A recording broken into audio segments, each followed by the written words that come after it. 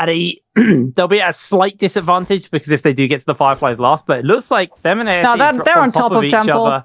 They get the best stashes. Like, the best stashes on Eventide are at the top. As we are going to see more stashes, however, on the bottom, but you can see that, like, ASE just haven't been able to find the greatest loot coming through from it. That being said, it's not going to be GG or ASE who find the first fight. It's going to be DRG going head-to-head. Now managing to find a huge parry. Kakashi managing to, off of the back of that hit of the F, just absolutely steamroll the damage. That is one of the worries that you have to have against the Viper F3. It does so much damage in one fell swoop that at the beginning of these rounds, if you just don't have the armor to be able to prepare for it, you're just gone.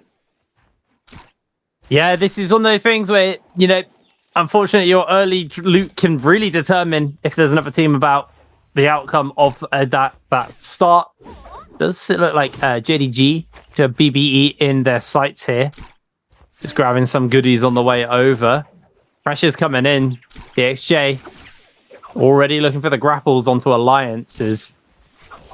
Yuma, a lot of damage actually on him. Already lost that armor, looking very, very weak. The XJ's just going to look to keep the pressure up as Alliance going to jump into the middle of this one. NY7 gets himself the ult off for a brief second there, just to get a bit of damage and some staggering onto the members of JL. DXJ just breaking away from this one, going to get a whole lot of heaps of damage put into him, able to tap dodge away from some of that as VVV going to go for a little bit of a turnaround, but TXJ's, the pressure's being kept onto him. Revenge keeping that pressure up. TXJ, can he actually find that opening? It looks like Alliance almost found the turnaround onto One Feng. One Feng goes down in the middle of all of this, and Alliance have found their opening. Down go JL. It's so unlucky for JL. They just don't find that opening that they're looking for. The Matari is able to get the ultimate off. The Zai is able to get the ultimate off. Not sure if NY had a weapon when that fight began, but if he gets the Zai ultimate off, he's immediately gifted one.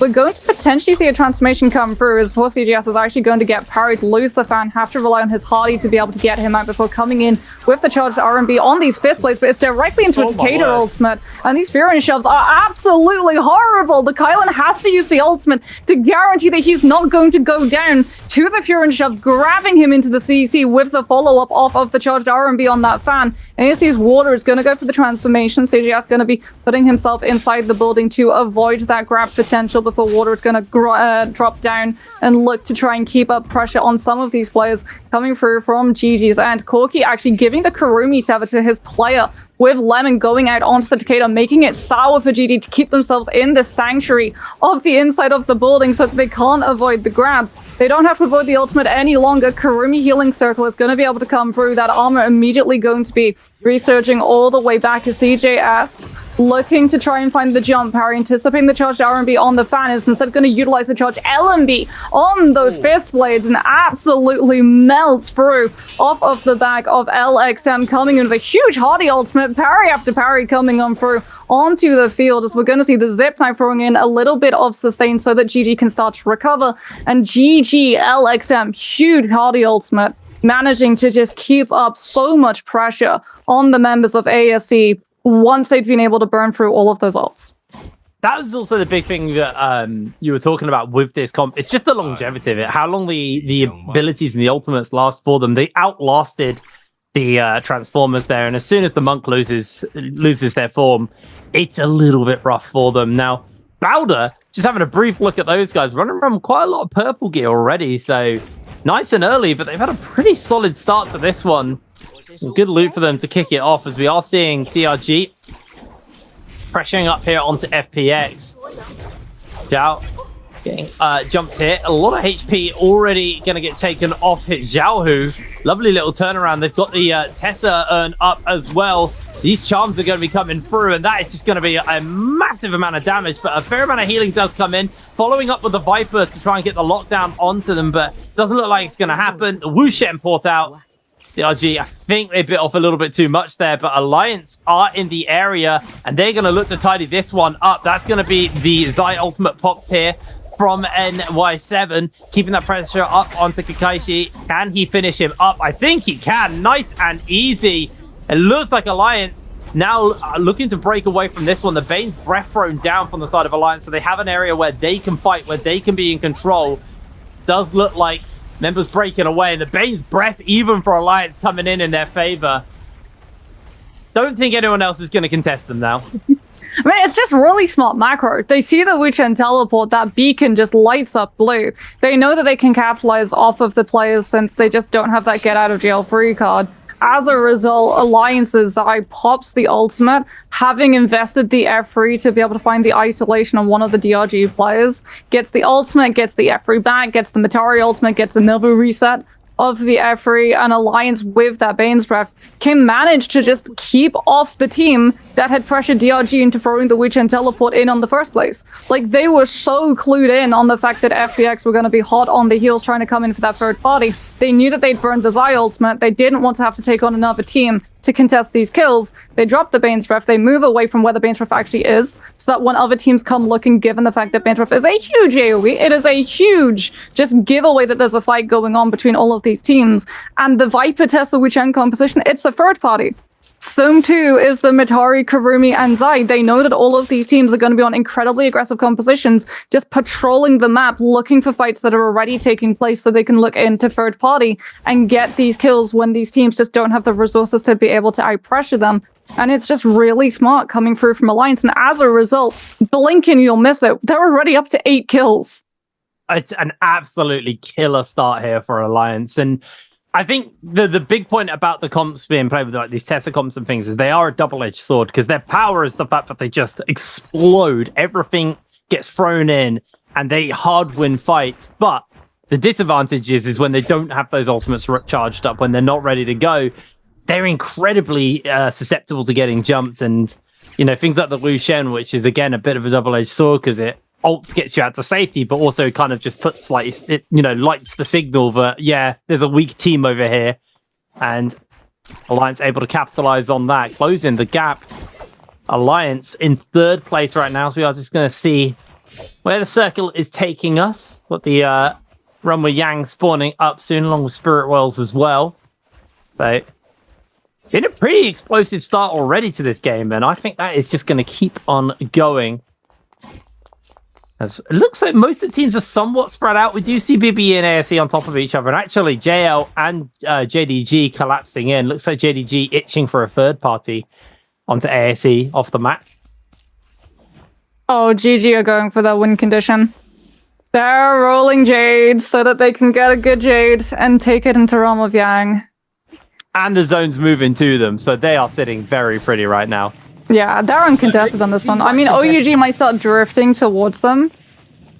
But it's going to be definitely both of these teams wanting to go inside that Realm of Yang portal. Alliance, absolutely good to the teeth. Going to immediately be hurtling into that one. The teams that go for those immediate jumps into the portal tend to be the strongest ones in the lobby. And it does look like FPX have pulled the short straw and will be matching up against Alliance. Alliance are on a composition which is so strong for the Realm of Yang. You just have to outlive the burst duration coming on through. We're going to be following NY7 because the Zai is the engagement tool. Coming on out with the charged RMB on those fist blades. Has already used one of the F3s. Hasn't got a reset on it just yet. Comes through with the charged LMB. Now gets the Matari ultimate to get another F3 reset. They're up against the mirror composition, however, so they are going to be holding that one a little bit longer, trying to find the isolation on the team on the other turn. Both of these teams know that if the Karumi is up, this Zai ultimate is going to be doing absolutely nothing in terms of damage. So we're seeing both of them hold it a lot longer than we used to. Huge power is going to deny NY7 from having those purple fist blades. Now, as a result, he's now going to be scaled to blue damage. Karumi on the circle is going to come on through from the other team. Alliance running the Z ping, however, not the Karumi. Don't have the means of being able to cleanse the fire tick from the Zai ultimate, and as a result, NY7 is just on full pure duty when that Zai ultimate comes on through, but his helper is absolutely melting. He gets the gold frame focus, will be able to charge up into the cone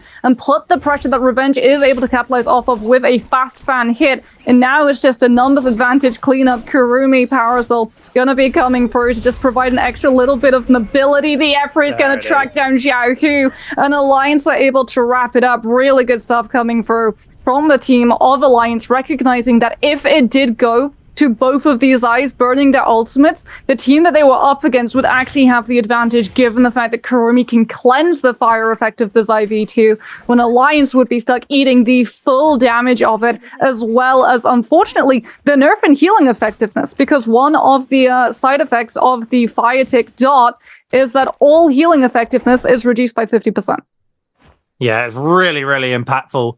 Honestly, that was a very close run with Yang, though, for the one we just watched there, where, you know, they were able to almost outlast Alliance. Alliance finally got that kind of burst window in, but pretty well played either ways. Now we are seeing that Wolves and Alliance did get their run with Yangs.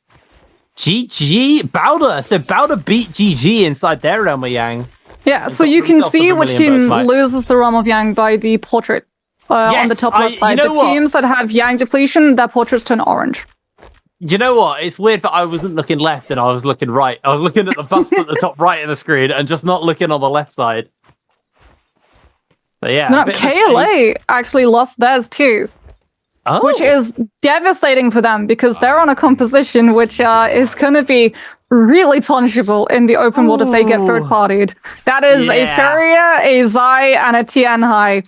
If any team in the area sees that KLA are running this composition and see that they have to all in on a team, my goodness, the third party is going to be absolutely brutal. Yeah, that could be a slight issue for them, but for now, we'll keep our eye on how they're going to handle this one. Bowder with this Vermilion Bird's Might after beating GG. Just currently keeping themselves entertained. But it's on the side of GG, KLA, and FBX to get some kills on the board. I mean, GG, they want to be hitting this match point eligibility, so only 4 kills at the moment. Teams are already catching up to them. Wolves 2 points behind, Alliance 2 points behind, JL not that far behind either. It's gonna take them a game really to catch up. So GG, it's on them to keep their advantage. But if you remember, Alliance started the day at 7th. And yeah, I mean, Alliance before we even go into second realm of Gang, they've been able to put together 11 kills and absolutely springboard themselves from 7th to 3rd. Yeah, I mean, Alliance have been so good this year. They've always been the team that has been pretty underwhelming and had like one good game, and we got excited by that. But might have to hold that fort as Wolves get themselves in a fight here versus FVXM.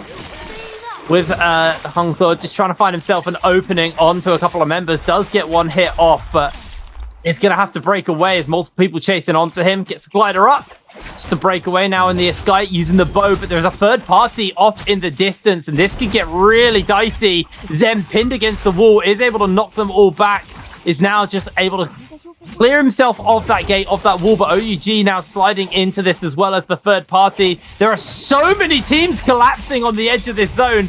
This is an absolute bloodbath that's going to be breaking out here. Wolves about to lose that Vermilion Bird's Might as well, so this could get really dicey for them, as that is going to be ZK going down. The Bird's Might will pop for him. Zem, I believe his will go off as well, but now it's all going to be on Bowder, who haven't got that Bird's Might for much longer. That's going to be timing out any moment now. Uran, he falls as well. Bowder just had to pull the plug, get themselves the reset before it got too late. Well, we knew that this game would be explosive, especially because so many teams had Yang depletion. It's still cleanup as well, coming through from OUG, just finishing off some of the stragglers from FPX's end. Kurumi Amasoko is going to make it a little bit more problematic, but they will still be able to get the job done. Now, the reason why so many of those teams were just ready for that third party is that they understand teams with Yang depletion have to take a fight, and everyone is just waiting for a team with Yang depletion to show up and kickstart things, as we're going to be seeing the exact same thing. GG are here.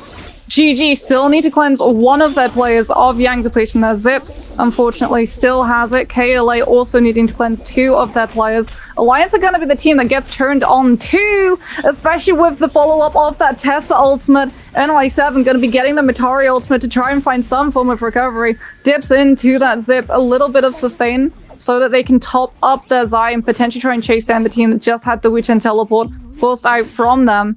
Have to be careful that they don't stay too long in this zone, however, especially with the Zip. As we've talked about, poor KLA though, they're just going to lose Godly. He has 1 second, he's just going to go down to Yang depletion instead of giving a kill away. to some of these players in the lobby, and in one fell swoop, Kayle are reduced to just the Zai, which is why I was incredibly worried when I saw that this team lost the Realm of Yang fight and had to go into the open world, because even if they won against the team that they went to the 3v3 against, they would have to burn so many ultimates, they would have been so vulnerable to any of the fights that came afterwards. Speaking about vulnerable, FPX is locked into, I believe this is a 1 versus 3. And they're not going to take it as a 1 versus 3. I like these Instead, odds. poor Xiao is just getting hammered by repeating crossbow coming through from one of the flanks. As Paradise U plays keep away. Oh, just put the Zai out of her misery. There we go. Observers are going to look away from that fight and look at a fight inside that is going to be close. It's ASE versus Wolves. Wolves coming in with a skirmish from that legendary pulse, looking to try and referee some of the movement around them. Gem immediately going to be popping in with that Kylan V2, looking to find the disruption and the dash through, cleaving through so many players. The Kurumi Tower, unfortunately, just not coming through in time to be able to save the damage reduction from the Kylan cleave. And that's just Wolves in cleanup. Water will be able to grab one.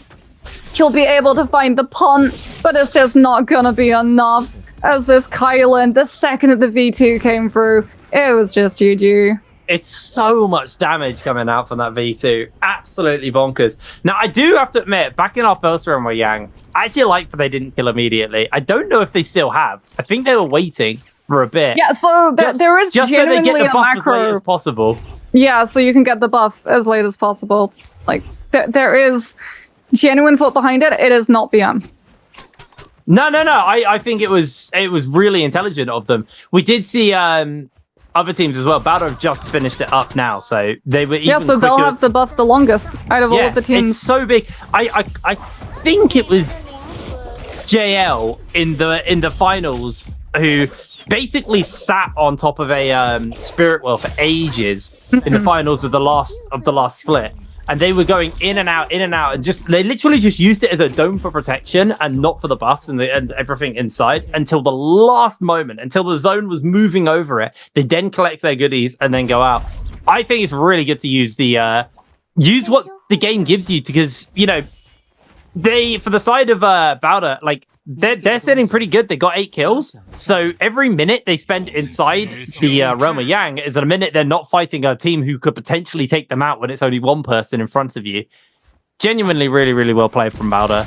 Gonna have to see how they're gonna now use that extra buff duration of the Draco Storm. Does signal to me that it's gonna be more aggression. There's a fairly aggressive buff.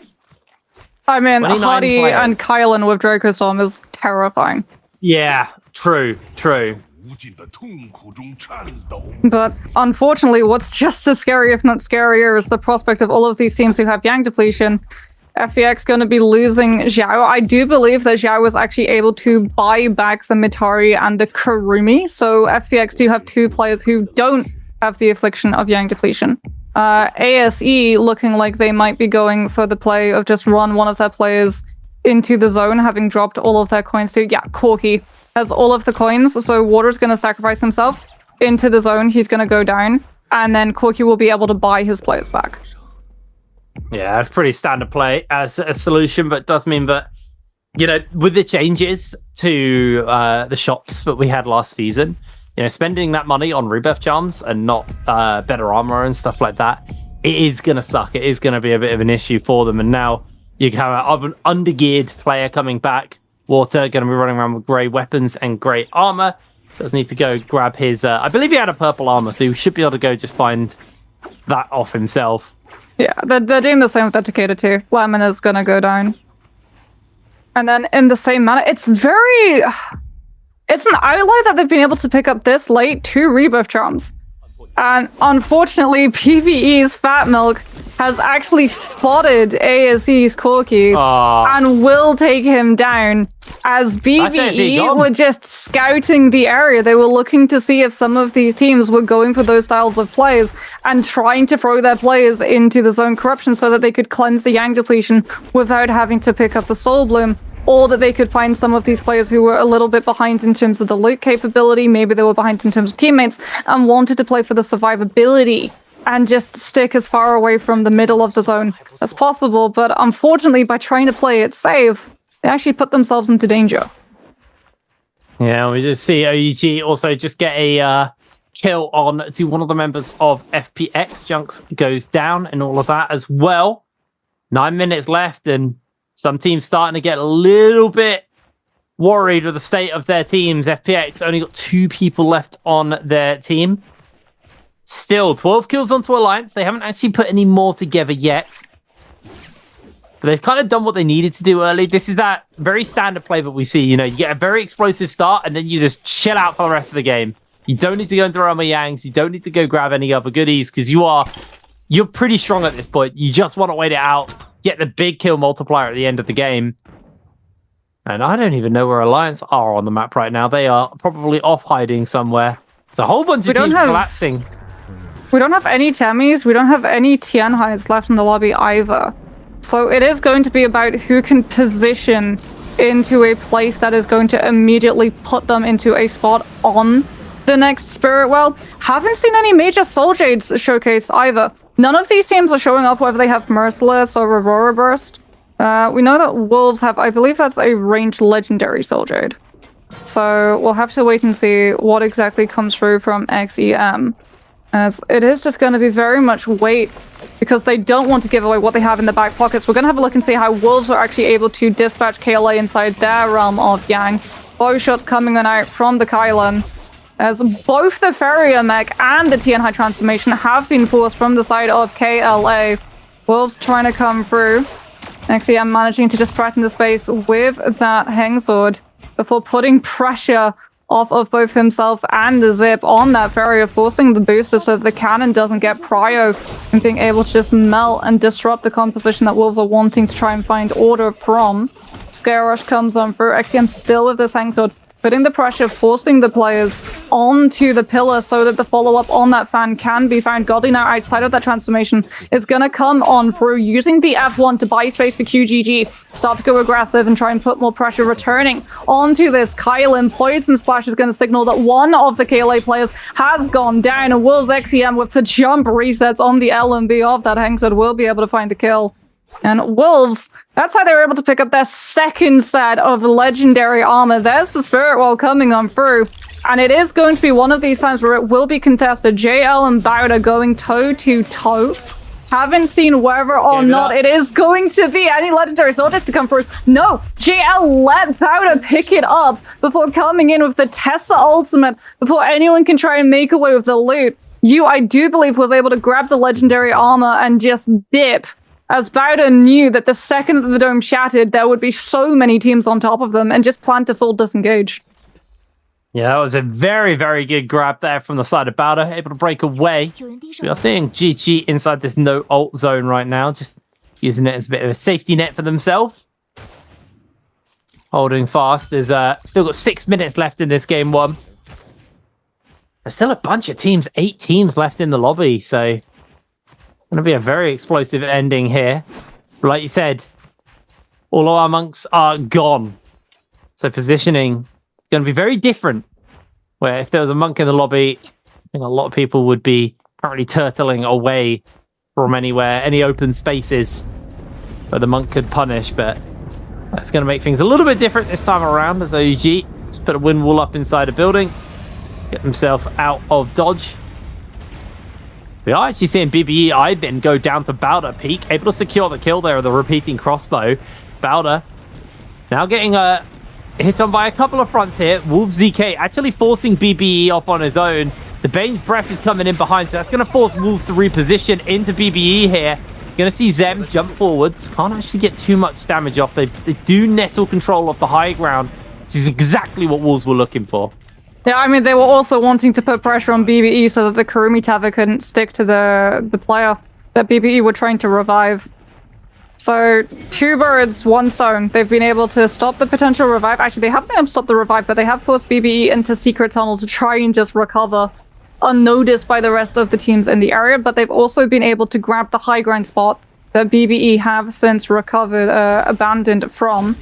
OUG trying to just live and stabilize as Wolves puts a little bit of pressure on them when they get too close. GG having to be very careful about how they rotate. They put themselves directly into the middle before putting themselves into the building so they can take cover inside Secret Tunnel. They're really happy. They started off their games normally on Morris Isle in this exact location. They know the space like the absolute back of their hand. They're going to be so well versed in being able to just fortify up this space. You can already see LXM getting ready with that pulsar to put all of the pressure. They've foregone trying to cap the Spirit Well. As a result, Bowder is going to be fighting it out now from all of the other teams in the area. You with that pulsar just trying to play referee, as well as covered from the legendary fan from his players. As we're just going to see every single thing that Bowder can throw to make sure that this is our loot. You are not going to disrupt us from being able to take this. We don't have to smash and grab. And they all now have gold armor. GG might potentially have to see BBE out of their space as Bowder refreshed with all of their ultimates, having grabbed that Spirit Well, now going to be putting all of the pressure in, and this is why the teams that didn't want to contest the Spirit Well tried to put themselves into a position where they could defensively fortify the results once the Spirit Well's been capped, because Bowder is on an absolute rampage. Yeah, that Mr. Might's going to do him a lot of good here.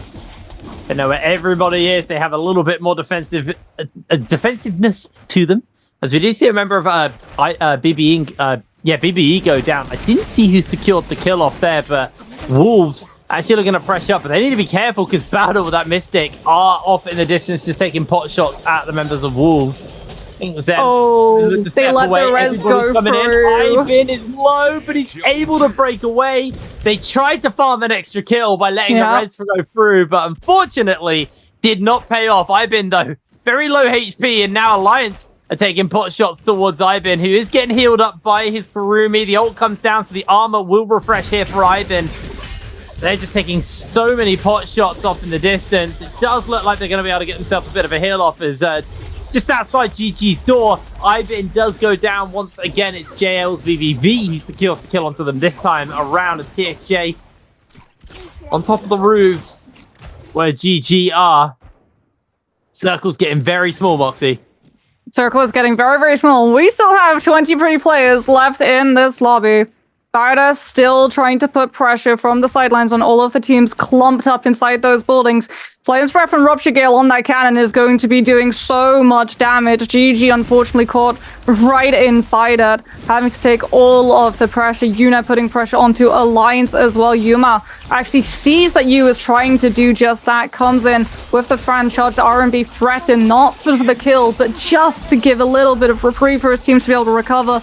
Wolves XCM showcasing off the Cavalry Bloom that he wanted to be able to punish the revived Karumi player if the tether was successful. Unfortunately for him, he's got his back to the zone, has to use Cavalry Bloom to peel for his players. ZK going incredibly low, and we are going to see a huge hit of damage coming on through. Everyone taking LOS break around the pillar left, but unfortunately it's putting them into taking so much corruption tick damage, which just eats straight through the health, ignoring the shield entirely. Another Viper ultimate, this time from JL's TXJ, is going to come through. Two teams Witch and teleporting, trying to iframe out of it. Doesn't look like that was successful. Bowder's You going to be taking the full hit of that V1 stun into the Tessa ultimate follow-up, and he does manage to get his Hardy to peel for him. The cube coming in absolutely clutch for the Kylan to be able to reposition. Wolves XCM on the low ground, unfortunately not able to keep that Kylan out of the stun, but he's still got the ultimate. CGS is going to be able to claim the kill, however, as XCM is able to dodge the next duration of the Tester ultimate, utilizing these Kylan dashes to get himself out of harm's way, in through a player, out the other side we go.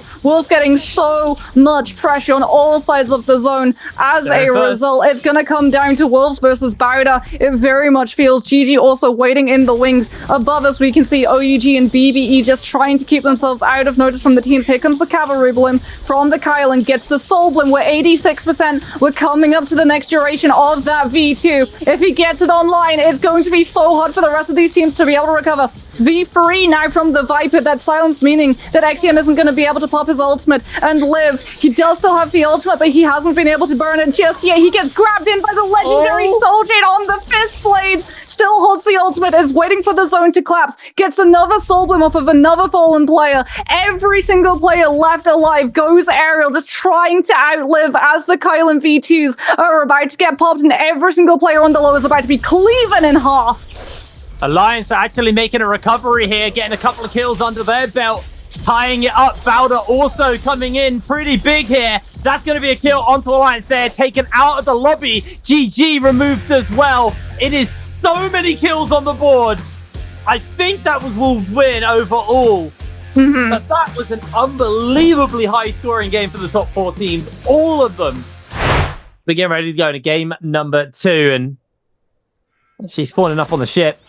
PPE finding themselves Zem. Zem has got himself the ability to break away, has got a weapon and that grey armor, but 3 members chasing onto him. It's going to get ZK caught out by the parry. Instantly, PPE find their opening. Zem kind of condemned his team there a little bit, but they are going to look for that turnaround onto the members of Roy. He is just trying to make a break for it, but they go down. Wolves! Absolutely huge start once again. They just need to be able to kind of dot the I's and cross the T's at this point. Zem waiting for the scale rush off the top of the wall. And Wolves started with Zem getting caught, but they found a beautiful little turnaround. Now KLA could come in for the third party. The Wolves need to be pretty quick on the escape. Yeah, so the reason why Wolves wanted Gem to be able to break away is because he has the spear.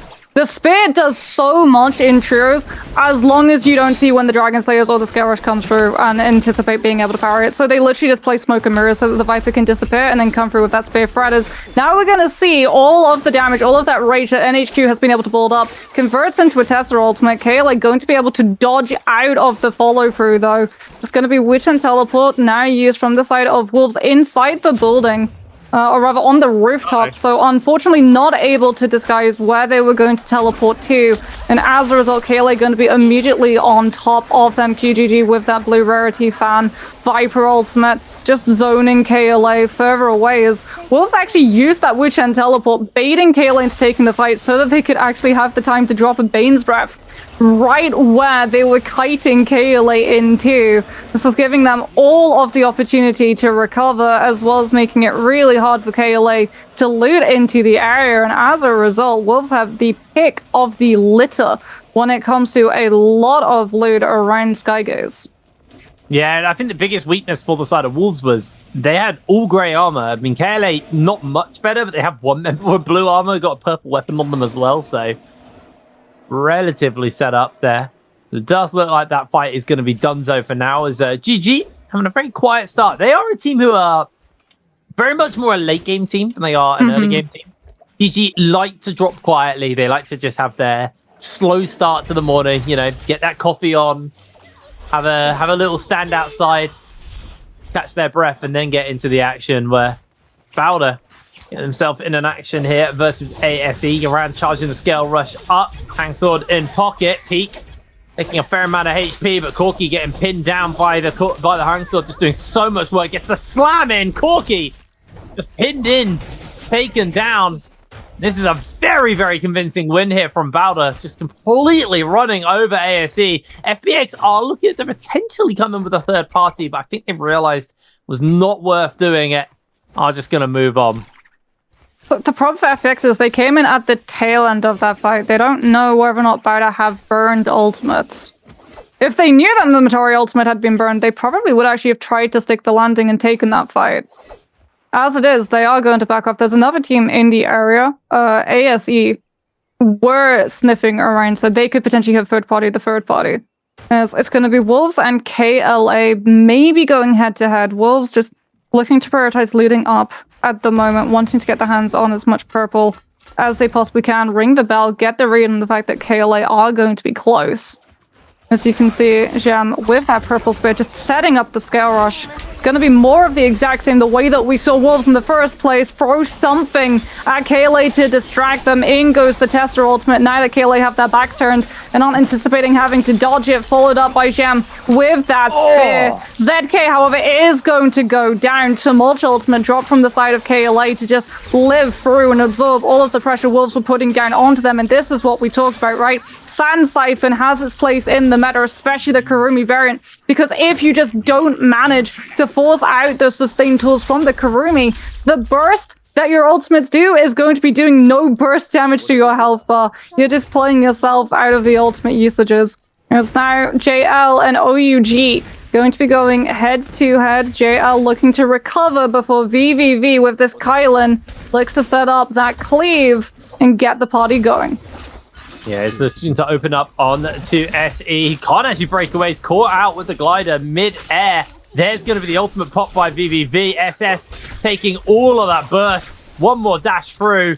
Going to apply so much damage. The King trying to back him up, but now he's just getting turned onto. VVV being very comfortable here. The King just getting absolutely wailed on. Still got more dashes to go as well. It's just a chain of damage coming out from VVV. King being juggled around here. Doesn't look like the ultimate's now timed out. The King, actually, it's his turn to pop the ultimate. His does time out as well.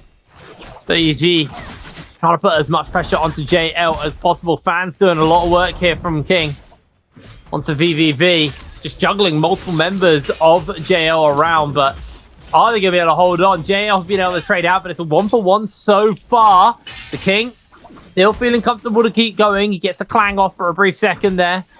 JL keeping that pressure up onto him. SS is not going to come in time. There's the parry from TXJ, and now SS, he's himself parried, and JL take the fight. Will be able to, as a result, pick VVV up without dipping into their rebuff charms. That's very good news for them. Not sure how VVV is in terms of rage that he ended off that fight, and whether or not they're going to be in a good position to try and posture up for a Realm of Yang. Off-screen, GG's LXM is going to be able to take down FPX's Yao with the Viper F3. It's so good to just confirm those hits when your health bar is just missing that last chunk of damage and you need something fast that can't quite be countered. As Wolves going to be looking to put themselves into the central belt of Padoria, heading towards Imperium. There's Alliance just having made out with one of those floating piles, and as a result, two purple armors hand in hand. It's not quite the full yellow variant of the Takeda V3, but it's definitely getting up there in comparison to some of these other teams. As we talked about, the floating piles are points of major contest, and you can see that BBE actually rotated here with the exact same plan, and Alliance, having got there first, are actually going to force them to just rotate fully out. As in the meantime, inside Imperium, GG have been able to find a team. Wolves coming in with that Viper V1. Gem looking to try and find the players who wanted to put themselves into the corner. Unfortunately for him, he's so split from his teammates. There's no follow-up. He got a huge stomp, but because it was the V1, not the V3, the Viper just couldn't do anything. Yeah, unfortunately. And one player was able to break line of sight as well, just to follow up with the backup, and Wolves losing a player now. JDG are in the area. GG, they need to put some more kills on the board. They are about to lose those rebuff charms. It does get a bit riskier at this point. Wolves only an HQ left is available to them. The JDG playing a contest here. So they're just going to back off and everything goes quiet. A very, very chill moment. We had a very explosive game one. Non-stop action all the way through, but right now, it's a bit of a waiting game. Those Roma Yangs are about to spawn up, so I think we'll see an explosion of action once again. DRG versus it was the Yang. It was all the Yang. GG could have tried to fight JDG, but if they had, they'd have been forced into burning ultimates. And BIWEEK did not want to burn ultimates, and as a result, both teams just patiently waited their turn so they could hold on to those win conditions, take the Soul Jades that they rolled, and bring them into this next Realm of Yang. We are going to see BIWEEK going in up against JL, VVV, getting so much pressure put onto him so that the Kylan can't be the carry. He's already lost all of his armor, gets the Hardy to reposition him out, pops the V2 in the air because he knows it's the only chance that he's going to be able to get, tries to jump over, gets a little bit of zip healing from the sidelines, will be able to get one dash, and as a result that is going to be a lot of sustain coming on through from VVV's side. He's going to be doing so much damage, disrupting all of the players looking to try and take cover inside this Kurumi V2 as well. The recast, I believe, has already been used. Bowder have already lost one of their players. This Kylan, an absolute terror into these Realm of Yang fights, manages to find the uppercut extension on the spear as well, setting up for his Hardy to come through and cleave when all of the players are just pushed one on top of the other. We are going to see the Zai ultimate, the V2 putting a little bit of pressure onto VVV, but again, we've got the Hardy to be able to carry us into safety, and he's still going to be able to put pressure. Focus strike with the purple, so they can't even parry it, and as a result, JL are just absolutely unstoppable. That was rough, man. Like, they hard focused onto VVV, but he was able, like you said, to get that ultimate off in this air, so once he landed, a bit more staggering came in, then suddenly the dashes came through, the sustain from the zip was there as well. JL, what a turnaround from them. Really, really impressive stuff. We do see that they're the first team to win Arama Yang. GG. Taking a Mystic Might. I'm pretty sure they went into Arama Yang's. No, they couldn't have. No, they didn't. Okay, don't worry. They had Attack on Titan. I don't see them going into a Realm of Yang. I was wrong on that one. As Alliance and JDG and JL are the ones who won their Realm of Yangs, and now action breaking out immediately. VVV and JL, the rest of them, fresh off that last fight, now find ASE. That's going to take them down a peg right now. ASE, not one of the teams who have the debuff on them, but if they lose this fight, that is them as the first team out of the lobby in this game number 2. And VVV is keeping the pressure up here onto the members. 11 able to dodge away, but not all of it. Finally taken down. Another dash comes in. Water's going to eat a whole heap of damage. Are they going to be able to break away from this one? They don't have a Wu Chen, so ASE just have to full commit and try and get a rebirth charm or revive here in the middle of this fight. But I don't know if they're going to be able to do that because Corky pinned in place. There it is, the grab, and Corky is slammed for it. Yeah, that's what I was saying. This is the thing that JL have been hard teching. If you watch them skirm, they tech the F2. It's a little bit more dangerous. It's a little bit more punishing if things go wrong because it's not a combo breaker for your Kylan. But it is so good when you have just the coordination and communication to be able to follow up. Like having that just full CC of them just being suspended for 2 seconds to charge up a focus hit is so devastating. And JL have one of the best forms of communication. Like that team is so in sync with each other. Yes, we're gonna have a look and see JDG utilizing this Matari ultimate, trying to find a form of recovery, wanting to put the pressure onto BBE. The F3 from the Zai is going to come on out. They've isolated one of their targets, and Ivan has already gone down as the fight opens up. So much burst. That's going to be the Zai ultimate, gets another F3. Tutik still holding on to see whether or not he needs to use it to get around this Tumult ultimate. Skater ultimate with the Furin shoves comes through and catches Jing. Tutik also going to go low, managing to utilize that Zai with the fire cone tick, but the Kurumi now has used the armor circle to be able to cleanse the fire effect, and as a result, full hit of the heal gonna be coming on through. And JDG actually gonna get third-partied coming through from Alliance. It looked so clean when they took the fight against BBE, but Alliance with a wonderful entrance going to obliterate both teams. Yeah, really, really nice stuff coming in from them as TXJ does go down, but he has the Vermilion's Bird's Might. That is JL just burning that for the resets, and they're actually making a bit of a recovery. If you look at the scoreboard, 10 points onto them, and that has now springboarded them up into that top 5, kind of getting close towards some of those teams towards the top. Wolves, 2 players down though. Very, very poor start for them. Yeah, you can see them running around in spirit. Yeah. JL are literally scouting to see what happens with teams like KLA. They had the Vermilion Bird's Might, so they're going to be able to revive with all of their loot intact if they want to just take a fight immediately. As off towards Imperium, we've got Barda versus Alliance. Yeah, a bunch of teams. Oh, well, 2 teams going toe-to-toe here. Armor ults have been burnt here just to keep everybody refreshed and topped up. But Alliance actually losing out on this by Bowder, getting themselves a massive opening in. There's going to be the Sandstorm breaking out. Bowder's Yoran charges in with the F. They get a massive slam onto the Alliance members, but they are still being topped up, still being healed up. ERG coming in with that third party, as well as Yoran going very low, being absolutely run down here.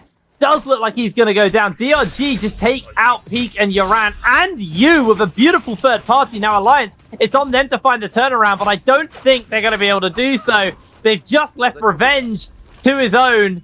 And DRG, very, very cheeky turnaround there. Sliding in and just taking away the 4 kills. Yeah, but it's a really low-cost investment coming through from DRG. And all of the kills that they get, all of the Soul Blooms, they ferry over to WX98. So he's already almost got his Kylan ultimate back again if DRG want to try and take the Yang portal that opened up next to them, as Wolves unfortunately look like they're being hunted down. Not quite top of the food chain at the moment. NHQ, the only player left. This poor Tessa having to just run for her life. Into the zone she goes. GG just not giving up. The musket shots coming through.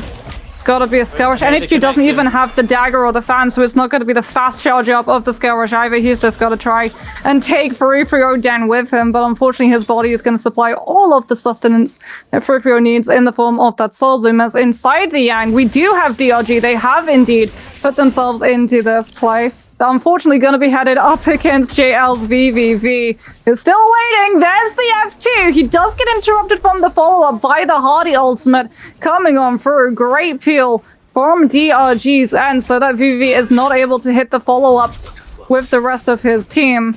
Now we're going to see the Kylan ultimate, but unfortunately for JL, DRG actually used the Kylan ultimate first. VVV is unable to set up any of his dashes as a result. All of this focus is coming through onto the Kylan, and VVV is just having to play to live.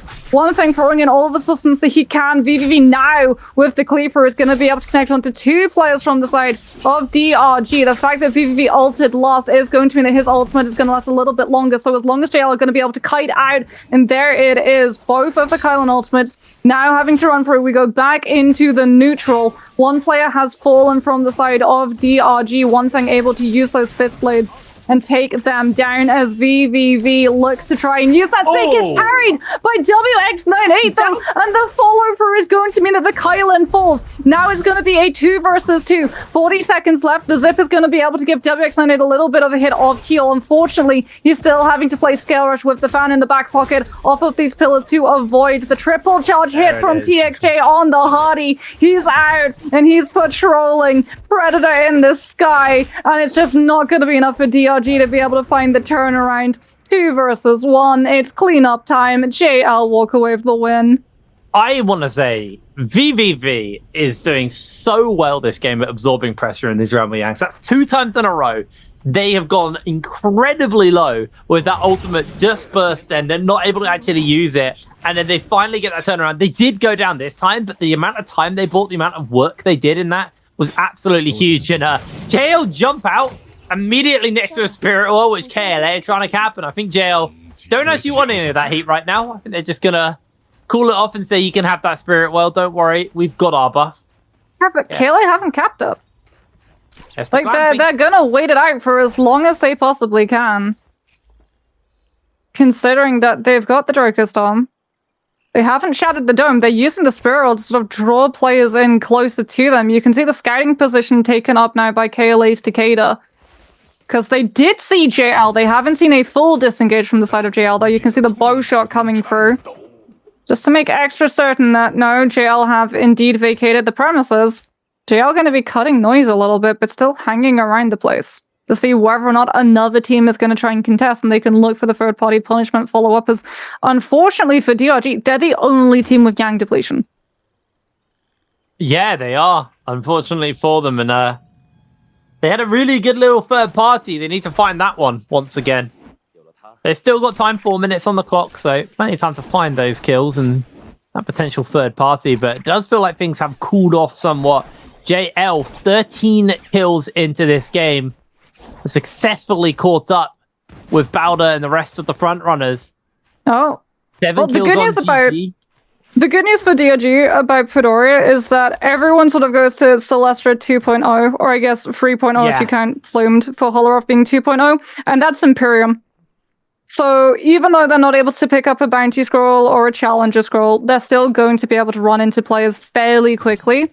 Unfortunately for them, it's not isolated teams. Like, there is GG in the area, there's Alliance in the area, you can see DRG on the minimap, just sort of ghosting the footsteps that GG take before rewriting to get a little bit of a better read on the teams around them on their right side before they probably decide to take a fight. Let's see where they're going to go. They are kind of just taking this quite slow. Yeah, Under they 3 are minutes leaving now. this They really, very really slow. have they got the money? They have actually do have the 17,000 money. on their zip. But KLA, I tell you, like, I call it glamping because you do. You just set Yeah. up. You set up your campsite and you just wait as long as you potentially need to. There's a Because there shot. isn't a timeout. You can just sit there for as long as you possibly want. Okay, DRG, yeah, they ferried all of their money to Kakashi. Yeah, there it is. There's the So Soul Altar as they'll well. buy back their Kylon. They went to a shop first to scout whether or not it had a Rebirth Charm left. And they two will at be the able to least. pick up 2 Rebirth Charms Kakashi will be able to and pick his teammates absolutely up. leg it to the Soul Altar and potentially pick up Kakashi as well. Does he have time? Yeah, there they go. Kakashi. Has he got the money? He does have money. He does have He needs money, to- but they can't buy a Rebirth Charm until Kakashi dies. Yes. But they need to get the money off Kakashi. I think he should have run to the shop, but okay. Maybe making that a little bit more awkward, but what is done is done. Now we're cutting over to some more action.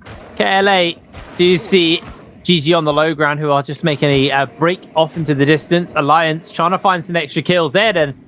Very, very solid game 1. 6 kills under their belt this game for Alliance. See if they're going to be able to...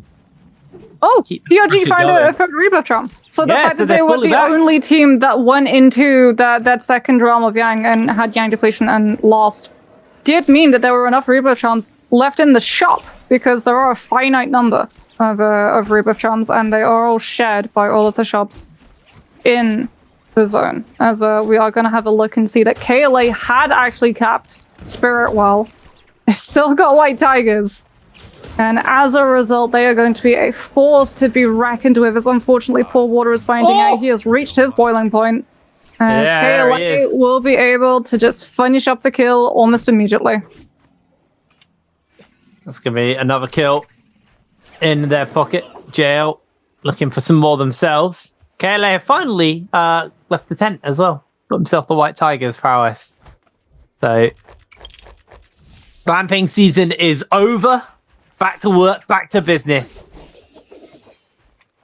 As it's definitely been a more slow-paced game than our Morosai we had at the beginning of the day.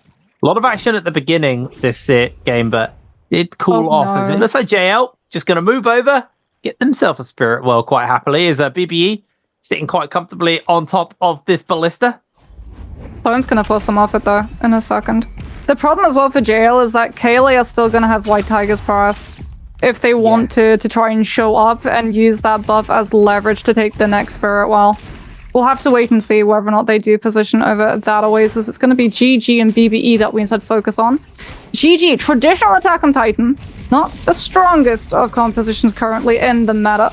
Assault Smolder from CGS going to be starting things off. The Fire Tick making it really hard for DRG to stabilize. Donkey just going incredibly low, and you can see that JDG also come out of the woodwork trying to grab this kill. Seeing a team under pressure, will be able to find it off of the musket, as GG are going to utilize that Yoto to be able to just cover the body, pick up the resources that they want from it. Don't get the kill, but do manage get a little bit of consumables to better last themselves through the starved winter that is going to be the next area, because all of this loot has been picked clean through.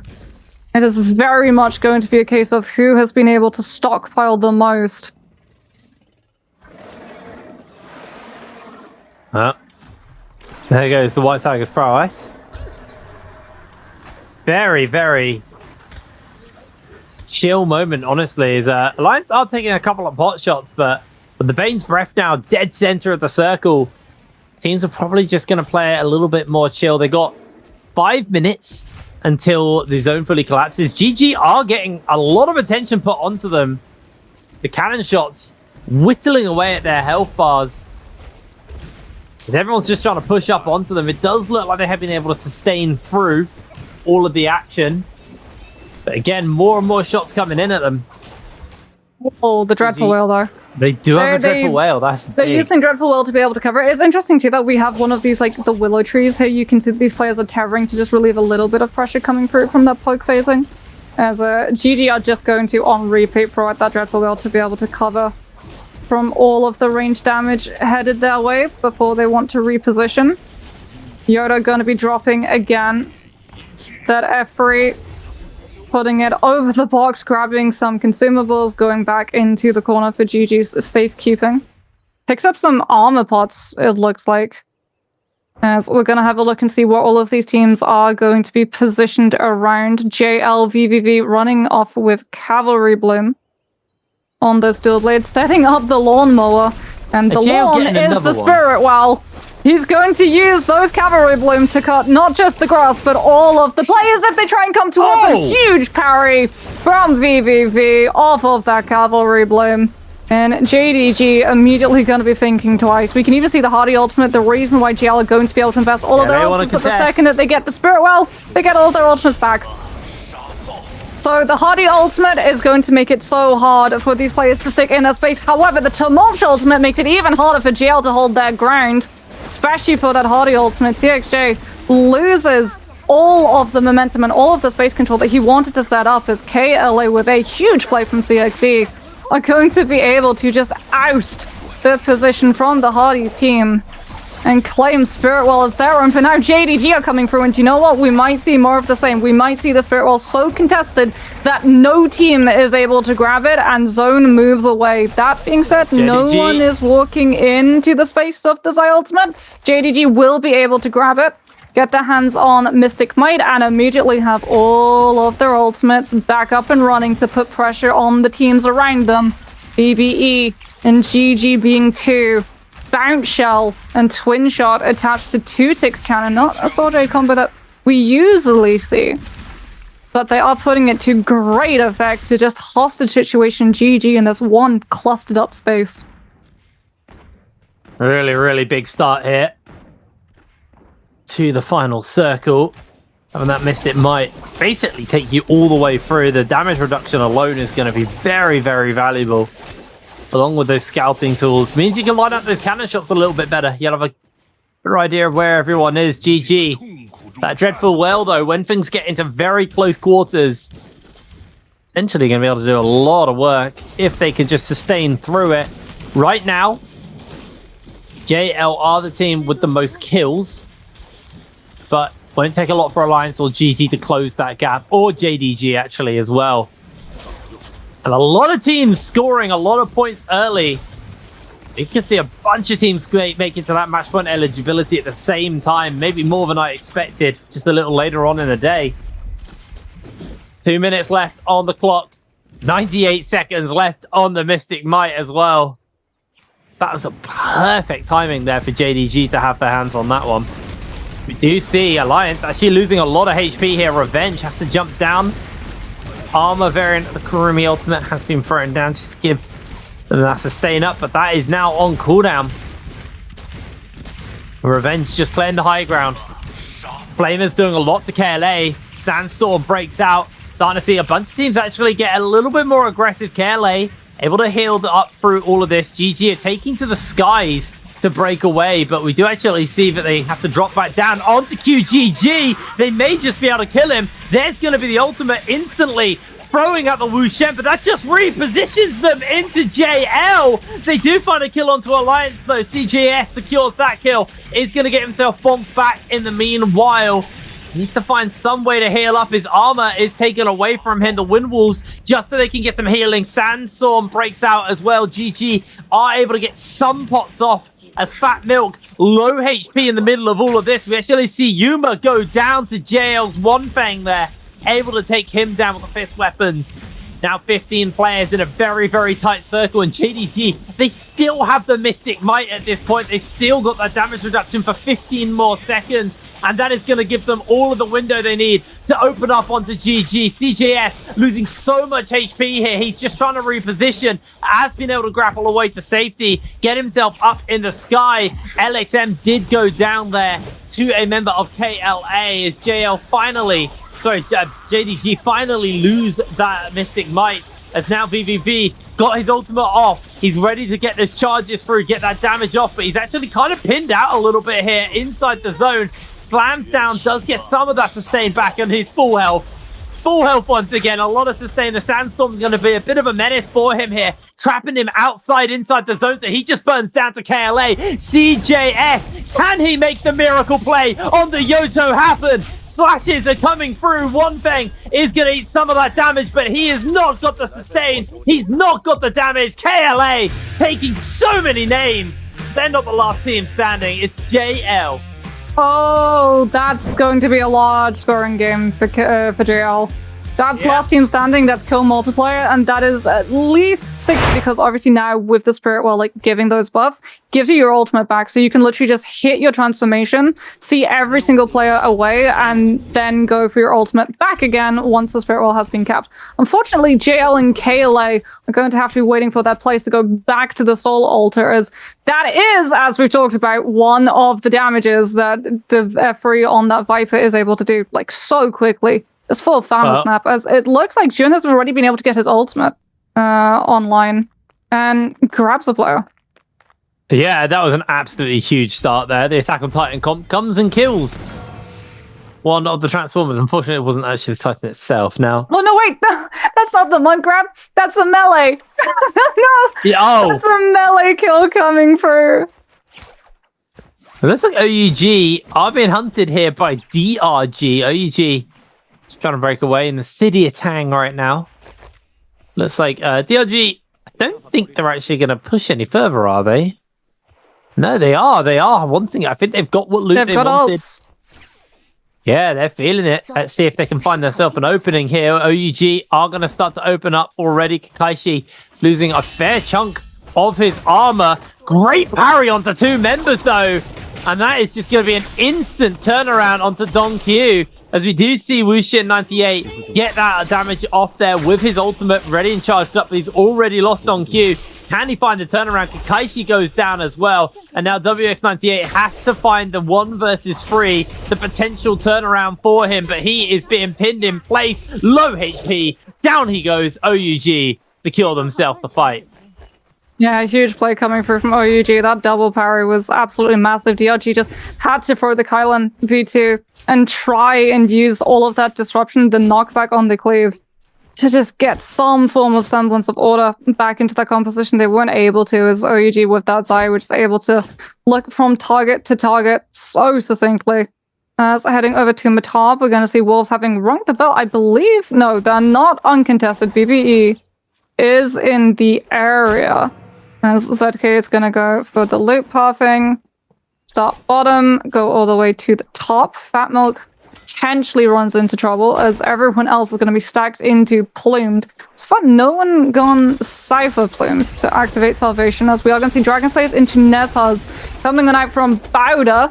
Yodo is going to just try and cover the player of Yiran, who did get hit by that Tesla ultimate. As a result, the 3-second enchantment does come through, setting up for Alliance's NY7 with the scale rush of those Fist Blades. It's going to be a Witch and teleport out to be able to find the revive onto Yuma. Lovely little drop of that armor as well, to see whether or not the Tesla was going to start to get a little bit of pressure if Bauda were able to get where the teleport would come from, so that one of the players could heal it up and drop it for the Tesla instead. Revenge and Peak both potentially getting hit by the ultimate, and unfortunately for Peak, it is actually him who has the ultimate second. Alliance's NY7 gets the Viper Tether first and cancels out Bauda's V1, dropping down now with the focus hit. will get clanked. Now comes through with that F2 hit of silence onto Yiran to follow up for his Tesla to hit the enchantment yet again. Ryder having backed off, used the insurance policy of that Bane's Ref and Alliance now, having to think about how they're going to disengage this fight rather than stick through. Just coasting out of the area before the Bane's Ref can come through. That's what Bardo wanted though. They've been able to pick up Peak, and now they can start to look to stabilize and potentially challenge onto Alliance if they want to chase this. It wasn't quite the outcome Alliance want, but they did get the two kills and the 2 points that come with that, so not the worst for them. And if there is a re-engage and turn it around, then suddenly that 3 becomes 4. So we'll have a keep our eyes on that one for the moment. As OUG actually having a very good start to this game. The turnaround initially on onto DRG, and now suddenly they found themselves a pick here onto FPX. Junks on their lonesome, has a golden weapon as well, so very desirable pick here for OUG, but the grapple missed there by SS, so Junks, I think they're out of grapples though, because they are not breaking away, and SS also out of grapples. That missed one, definitely going to cost them, jumping in with the F. Just keep the pressure up. Junks actually gets the knockback onto 3, looking for the stun. Can they actually find it? That's going to be the big question, because the Bane's Breath has actually been summoned here by FPX. Junks now just going for the scale rushes to break out their low HP. SS a little bit low on the armor front, doesn't want to overcommit here for the fight. Is just going to dance around these buildings and this Bane's Breath. Junk's going to be able to get some healing in, has 3 grapples to use, but immediately jumps into one of the members of OUG. OUG actually disengaging from this fight, deciding it was not worth it. They didn't have the resources for this, as now GG get himself in a scrap here versus DRG. Yes, just going in for a heal, but they're going to find themselves caught out in a lot of damage. Pinned up against the tent wall there. CJS is able to break away, does get the F down, does a heap of damage off, but is going to get turned onto. DRG actually have the advantage for the moment, but the armor ultimate from the Kurumi is popped, just keeping 3-3-0 going. CJS doing a fair amount of work here onto WX98. They are also going to get some healing from their zip in the pocket just to keep them going. It's GG. Trying to overturn onto too many players. Need to play this nice and slow. Dong9 does find himself caught out for a brief second as CJS just dancing around the edge of the fight. Does have that F back up available for that healing cut. I don't know if that actually hit anyone. It kind of hit the top of the tent, and now CJS finds himself in a little bit of danger. Down they go. Kakaichi finds the turnaround for them as GG now in some serious trouble. DRG taking down LXM, takes down 3-3-0. GG, kind of fumbling the fight a little bit there. Yeah, it feels like Xiphon has some real competition. Especially because like WX98 on that Kylan is just able to full disrupt the Zai's ultimate, and then afterwards you've got the Hardy ultimate to just tie things off nicely with a neat little bow. Be the only one with an ultimate still going through. As KLA looks like they've got a bounty on their heads. So CXZ. Can she put that by either Alliance or JDG? Who are both going to be in the area. Realm of Yangs should be starting to spawn on up in a matter of moments, as we can have a look into City of Tang and see Bauda versus OUG. Bauda very much just trying to find some good loot. They're a third-party composition. They unfortunately haven't really been able to find all that many fights to third parties successfully. As we head over to the map POV and get a look at the Realm of Yangs, OUG and Bauda both in the area close to 1, but Bauda on a composition that is very much not designed to enter into a Realm of Yang, instead designed to grief the entrance of it.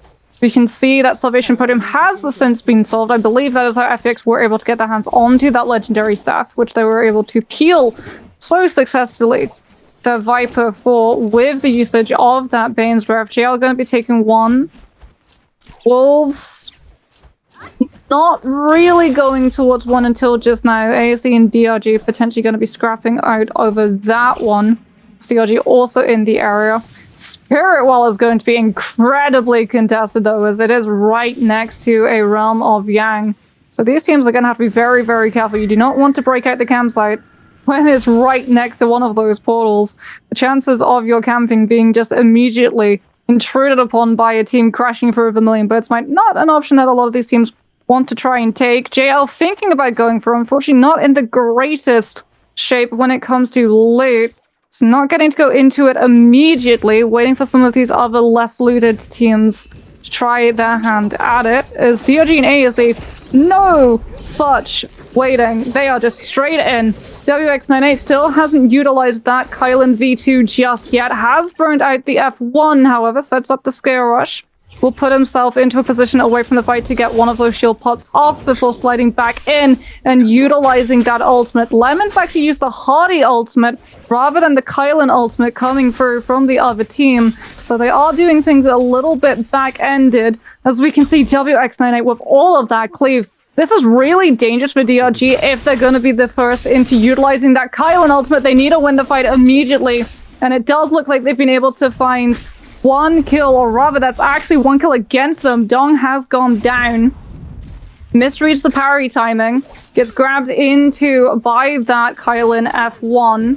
No follow-up since it isn't the combo extension, but does get put into the spacing where Lemon is able to come through with the charge R&B on that fan for the follow-up and immediately swaps over to the cannon to be able to clear Kakashi off of the board as well. In the meantime, GL did decide to go into the realm of Yang and are going to be matched up against Wolves. Karumi Armor Circle has come through. Wolves taking cover away from the potential grabs behind that pillar. TXJ not needing the Karumi ultimate, instead just getting the F3 damage reduction from that tether as well as the heal attached to it. Means that JL are going to have the second form of sustain when Wolves are unfortunately all out of theirs. No Takeda ultimate, no Tumult ultimate.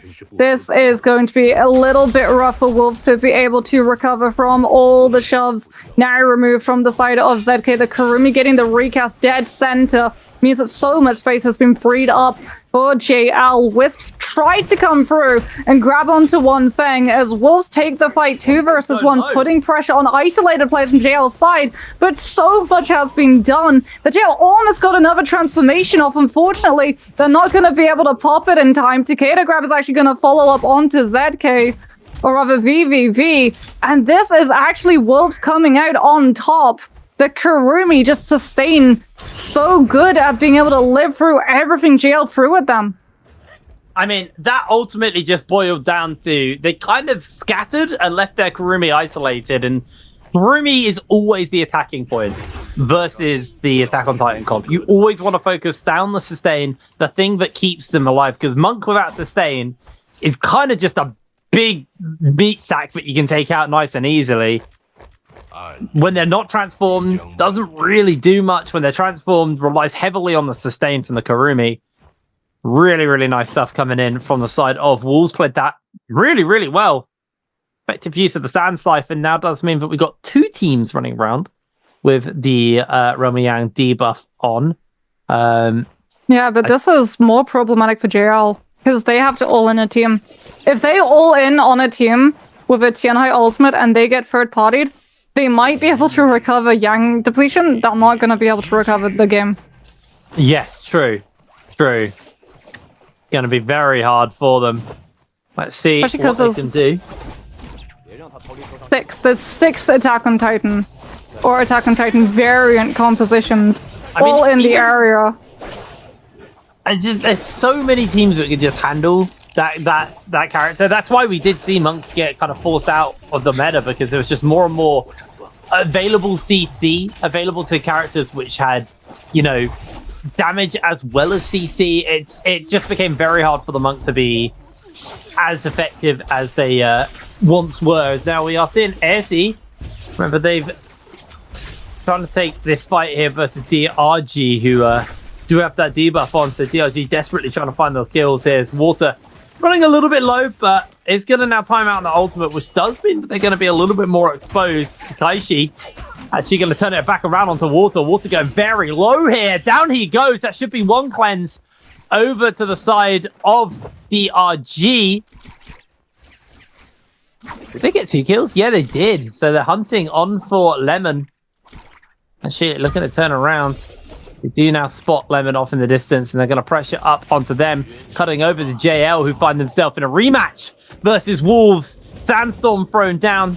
Going to be a bit of a nuisance for TXJ, but there's the grab that they've been looking for in that Realm of Yang. Slam, actually punch, and then a re-grab out of the sky coming in for TXJ. We get a bunch more damage, and a quick mid-air punch doesn't come through. Can't find the re-grab now onto NiHQ, who is healing up, but TXJ going very, very low here. This could be the end of days for them, but they get themselves another grab off. Gonna lose the transformations, and NiHQ can now look for the turnaround. Bell available there for TXJ.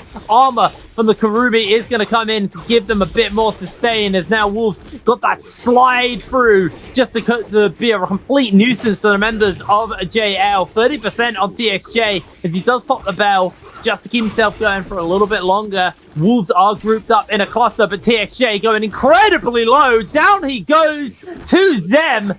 Absolutely huge game coming in from Wolves once again, kicking it off in style. They're going to be finishing up JL. They're going to be taking down the Transformer team, and that is 6 kills under their belt and an elimination on the second place team in the game.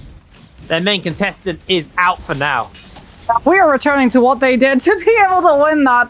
As right now, it's going to be Bauda and KLA going head to head before actually disengaging. So we do have a little bit of downtime. Right. So the way that was actually really smart from Wolves was that they basically used the entire duration of that transformation to bait the grabs. The Kurumi Teva came through, guaranteed that that Tumulch was able to live, and then that Temi utilized the combo break of the F to get on top of the Monk's forehead, which is the reason why Yodo started coming through in the Attack on Titan composition. She had the mobility with her ultimate to be able to get on top of the Monk's forehead, where he actually isn't able to grab. It is a blind spot directly above him.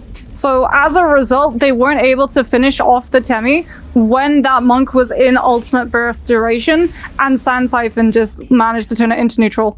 And Sand Siphon is the strongest composition in neutral, and it's not even close. As we're going to be having a look, not at neutral, but burst window fights. It's going to be Wolves versus Bauda.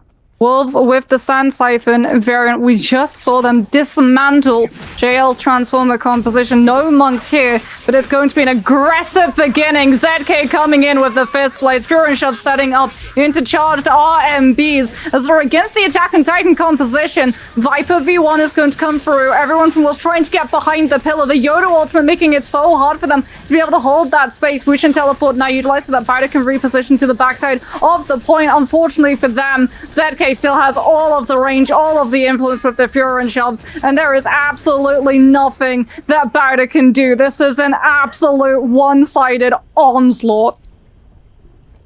It's over. Wolves popped off. Wolves are absolutely on fire in this bi-weekly finals, and it's great to see, because they've been a team who've been so on and off and on and off in their capabilities, where we've seen some really, really good days from them, some really bad days. We've seen some splits where they've been very, very coin flippy, some splits where they've just been remarkably underwhelming.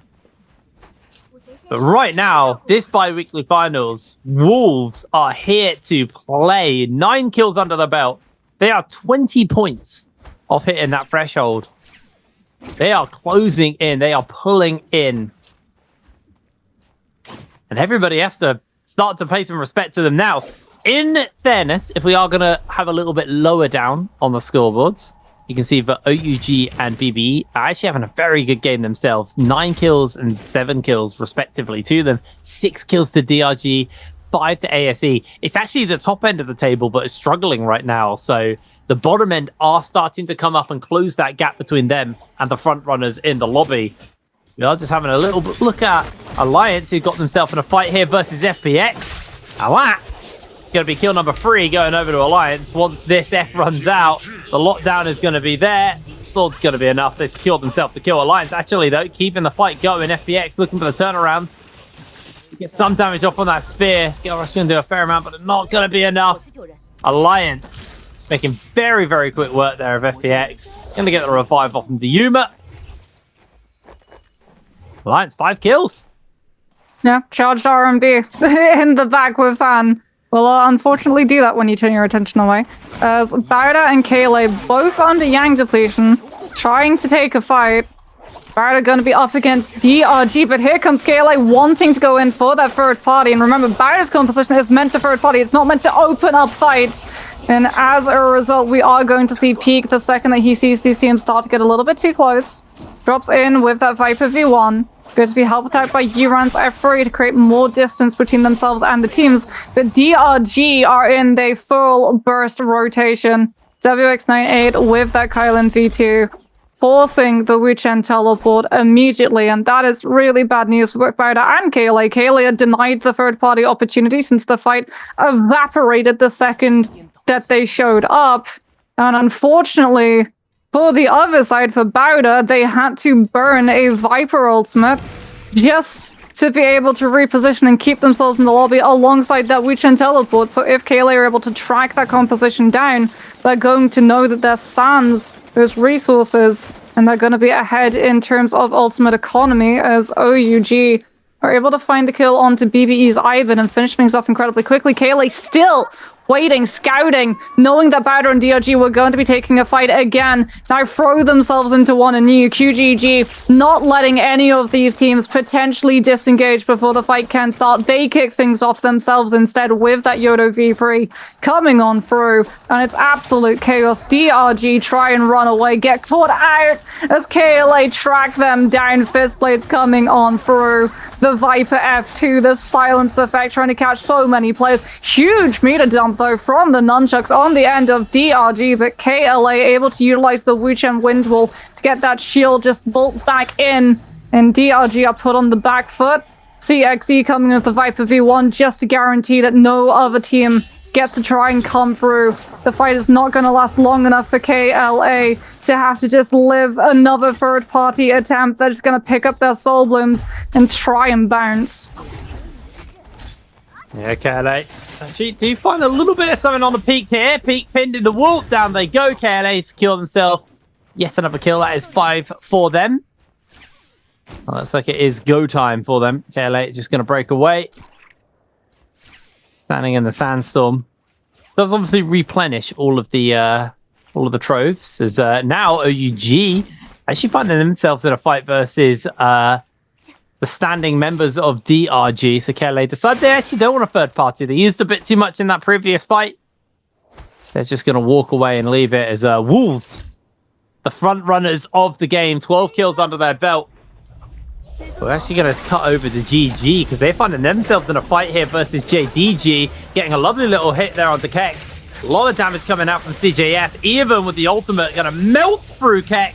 Keck will get portaled out. Actually, no, GG. They were able to run the interrupt, and now there's a Bane's Breath coming down. JDG trying to find the turnaround onto CJS. CJS, he's just pinned the lockdown. The stun's too long. They're going to go in for the heal here now. Can they get the damage onto 330? 330 goes down. GG are ended. 2-tick. Fall to a Bane's Breath. Oh no, ASC. Cool save. Spotted. Jake, they spotted JDG. They saw that JDG got hit by the Bane's Breath, and ASC aren't going to let them recover. Now JDG have to take a fight inside Bane's Breath. Remember. Keck's gone down to another hit of Bane's Breath coming through. Xing just have the spare, tries to commit the charged R&B, gets it parried out of his hands, and here comes Wolves for the third party.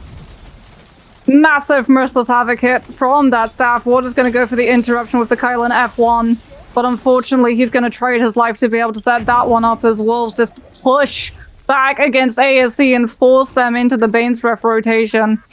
Devastating coming through from JDG. It looked like it was going so right before it went oh so wrong.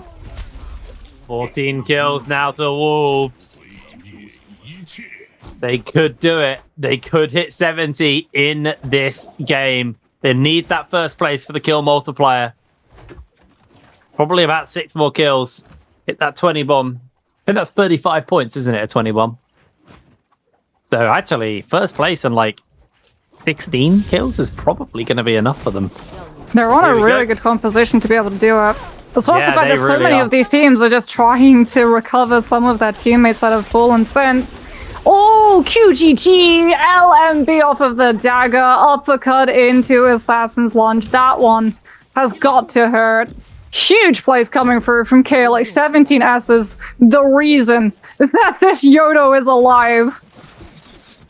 The F just giving the shield reset before they were able to find the kill onto the Yodo as Wolves. ZK's going aggressive. He's got the Karumi tab. He's got 90% damage reduction for the next 4 seconds. He is hounding down every player that he sees in sight. When life gives you lemons, go to 15 points. Huge pick there for the side of Wolves. ZK. Bell popped. A little bit of information. Revenge spotted. He's going to throw out some repeating crossbows. Revenge eating so much damage. Wolves are playing it safe. I think that's respectable. They don't want to be overreaching and getting taken out too early. They've still got a lot of work to do if they want to hit that 30 points they need to get to 70.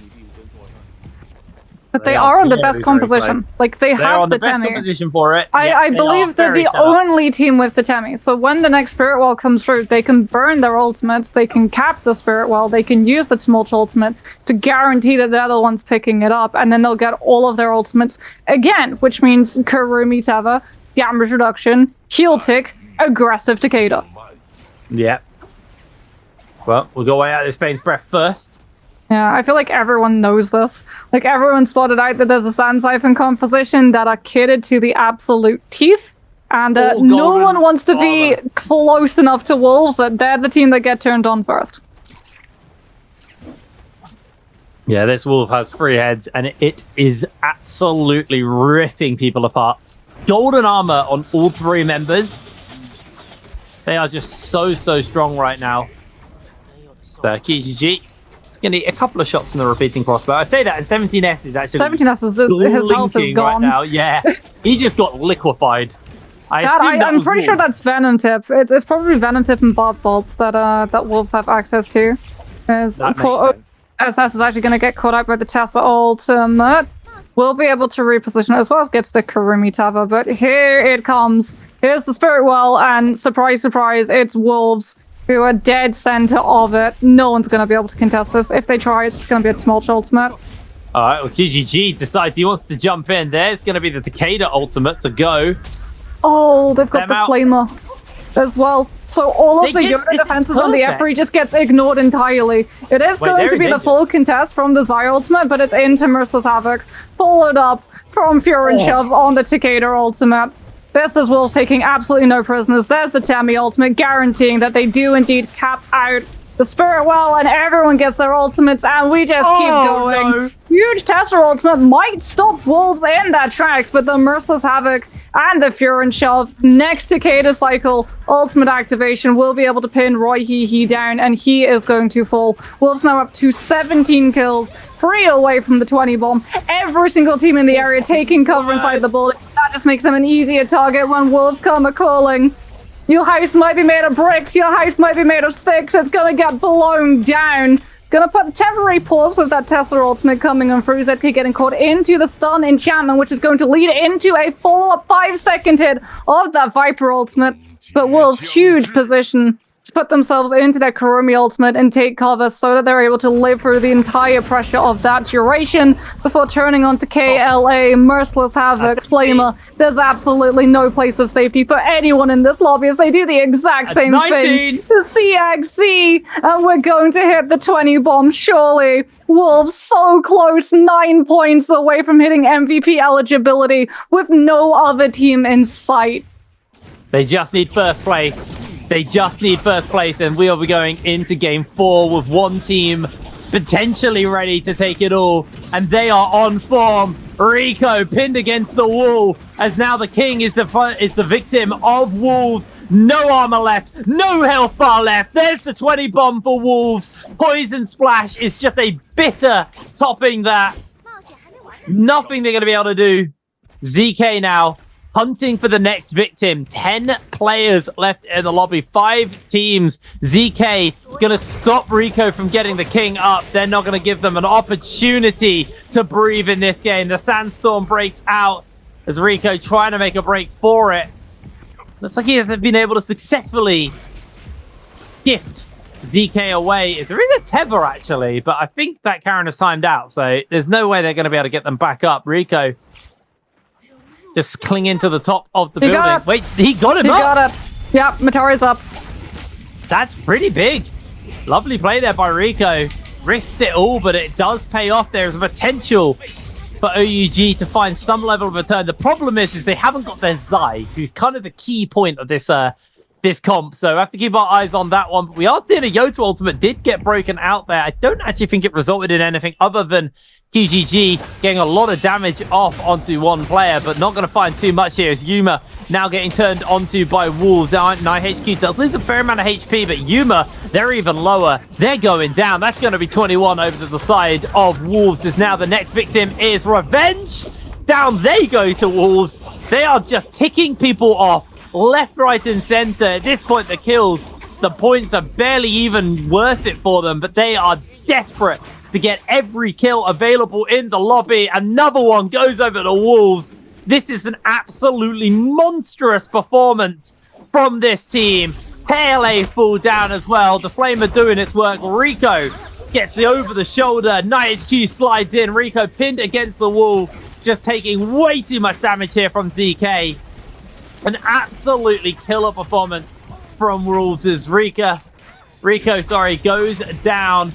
Massive play with the staff there. The ultimate from ZK with the fear and shove, keeping them inside the zone. The king, his armor is gone, and he will crumble.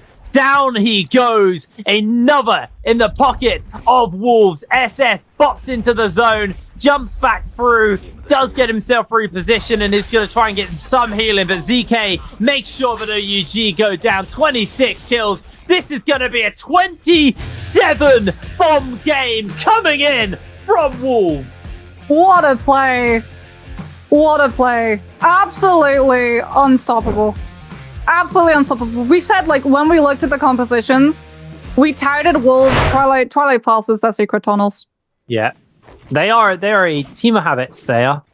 Right, Wolves, eyes on them. They're getting themselves looted up immediately, getting some armor sorted out for themselves. JL and OUG are going to find out themselves in a scrap. SS open up onto One Feng. One Feng only got the fists. Fist versus nunchucks. I wouldn't want to be on the fist side of that one. They're easily taking this one. JL's BBB. I believe he just missed the F, but that doesn't matter. They're able to secure themselves one kill. OUG getting turned around onto here. JL, beautiful little turnaround, and now Jin Yu with his fists taken out by the nunchucks. JL off to a good start off the back of this one as SS, last man standing, should be finished up any second now. Here comes BBB. Tidy this one up, although he's doing a bit of work. Making it hard. Making work for it. Oh, Wolves gonna have to work for control of their space now. DRG gonna be contesting. Wolves already having managed to find Celestial Barge, as theirs now going to be going towards that lava gem with the charged RMBs on the fan, also getting hit into charged RMBs coming through from DRG's end, and DRG have been able to drop one. NightHQ has gone down. Gem now going head to head against the Matari. Longsword versus fan, gets hit by the charged vertical of that longsword, loses the fan to the parry, and that is not the start that Wolves wanted for this team. Jake, I worry. The past feels like it's repeating itself a little bit. I think the nerves are kicking in. I think the nerves might be kicking in. As in the meantime, we've got Alliance going head-to-head against FPX. We're going to see Forbidden Seal. No ultimate's going to be able to come into play. As Alliance NY7 trying to come through with the dual halberds. Gets stuck inside the Tumult Wisp. The follow-through is that he should be able to live the duration. Fortunately, he's just getting hounded down by the jump horizontals off of those halberds. And he is going to fall for it. Jun on that Takeda, scale rushing off of the Forbidden Seal itself to be able to keep pressure. Scout out where Alliance are scurrying off to. Outside of the Forbidden Seal to potentially throw in something like a Tessa ultimate. For that CC to give them just an extra little bit of sustain. There it is. Tessa ultimate does come through, doesn't catch anybody, however, as it is telegraphed, and BBE are able to read around that.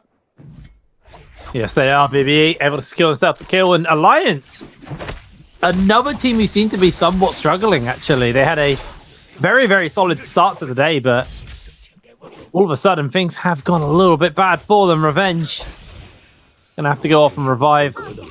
As FPX getting turned onto, just gonna kite back out of the no ult zone where Junks can use his power, gets a double parry off.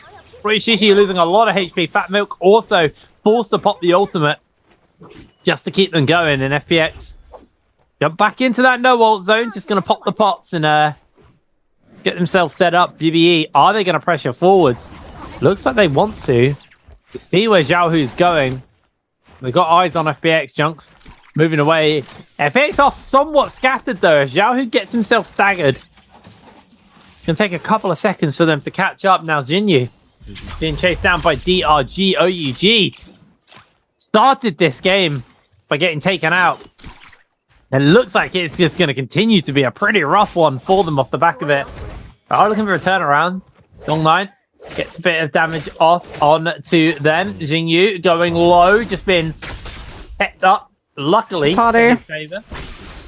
Can they keep him going? He has got the ult, so there's going to be the sustain coming in from the ultimate. He's actually starting to find a bit of a turnaround. OUG, the window has been given to them. It's given by JL though, which means that the window is going to be shut pretty rapidly. As DRG had to use the Boombeam to just drop it, layer it onto location to stop the third-party attempt coming through from JL. As a result, we'll be able to see off the intruders. But Wolves, this is the recovery. Can they stick the landing? Or is it going to be a full flat into the next lobby? Gem gets parried, stuck on the buttery rocks. Goes into the charged R&B with the staff. Throws it out onto Yodo. Gets the parry onto CJS. The follow-up from that charged vertical on the Phantom. Not managing to catch the disengage. Huge parry as well that XEM is going to be able to cover for his player. Full sword now from ZK putting pressure. Charged R&B on the fan. CJS is going to get the reset moment with the Yodo F3. But this just looks like Wolves are going to be able to try and find the isolated players. CDS is going to throw a Hail Mary of a Yodo ultimate to try and just push Wolves a little further back by his team the space. But Wolves have already been able to come in with 1 kill. CDS now caught on the cliffside is not going to be able to disengage this. Out comes the charge vertical on Gem's fan. In go the kills that Wolves needed. Did you not see that fumble, Moxie? That was... So, what happened there was GG Wushen ulted out. They have a G... They do... I did see that right. Yeah. So, they I was just checking out of Wushen for a second. They did Wushen out, but they didn't bring one player. One player was out of the radius, so they didn't get teleported. I think Wolves had a massive pressure advantage. They were going to Wushen and just reset and then continue the pressure onto Wolves. But Wolves were honestly in a pretty rough spot there. But the moment they isolated one player, Wolves were able to turn that pressure back around, isolate onto GG, and win that fight. That was I've not seen a Wushen fumble like that since the one which ulted into the Thorny Roller on the Horroroth. That was up there, but that was a rough play there for GG, and they kind of gave Wolves a bunch of momentum off the back of this. Now, yeah, they gave Wolves purple armor. Yeah, that's huge, but back into the action now. VVV jumps in to the Kurumi ult to get some healing, some armor back for himself. Taking a lot of damage, though, in the midst of all of this action. Has got the tether now onto him just to keep him topped up. Bane's Breath in favor of JL. We're jumping down the side of the cliff towards the lava. JL pressuring up onto Kakaishi. Can they find that opening? Don't hit the F there. Catching the uppercut onto Wushin 98 is going to get a whole heap of damage off to them. Charge from that sword comes in. BVV just going for a heal, but TXJ is being juggled around in the meanwhile, so he needs to re-engage quick to save his teammate. Lovely little turnaround. TXJ going low. Lovely uppercut coming in from Kakaishi. BVV goes down. TXJ is now rejoining into the fray, into the fight. Does have that ultimate. Has got the tether on, but is using that not onto the Karen to get the revive. Is using it onto One Feng. Ultimate has been used there. Timing out fairly soon here for the side of TXJ. Can they find the damage is the question. Can they find the turnaround? Kakaishi eats a lot of damage from the fan. Juggled back, knocking them back towards that lava. TXJ just going to jump back up. Zone closing in. WX98 goes down. And JL find the turnaround. This is not what Wolves wanted either. JL popping off is not good news for the team currently on top. Off of the win against GG, they have been able to pick themselves up purple armor for their Kylan. They do have ultimates intact as well, so I would guess that they're going to try and turn this lobby around and get the kills that they missed out on in the first zone by putting themselves into a Realm of Young portal, and their position definitely lends it to appear so, right next to a shop, right next to one of those young entrances. They're hoping that they're not going to get contested either, so they don't have to burn those cooldown usages. Unfortunately for them, FX is hot on their heels. They're going to put themselves into the portal immediately. They're still missing Soul Jade slots. This is going to be a little bit dicey for them, especially because they're going up against JDG. Their haste to enter the portal. They're pulling a team that have full purple armor and weapon loadout, so everything has to go perfectly. XEM hasn't used the cooldown just yet. Sees that we're going to get a Hardy ultimate from Night HQ immediately. Cube is going to be set up for Wolves to fall back onto if they feel pressured. F1 now utilized. Remember, Jing has the F2, no combo break, so he might potentially fall prey to it. Two-Tick already taking a chunk of damage, uses the charged R&B on the fan. Jim now getting to just put himself into a different position, swap over towards that pistol, put some pressure from the range before swapping over to that Hang Sword.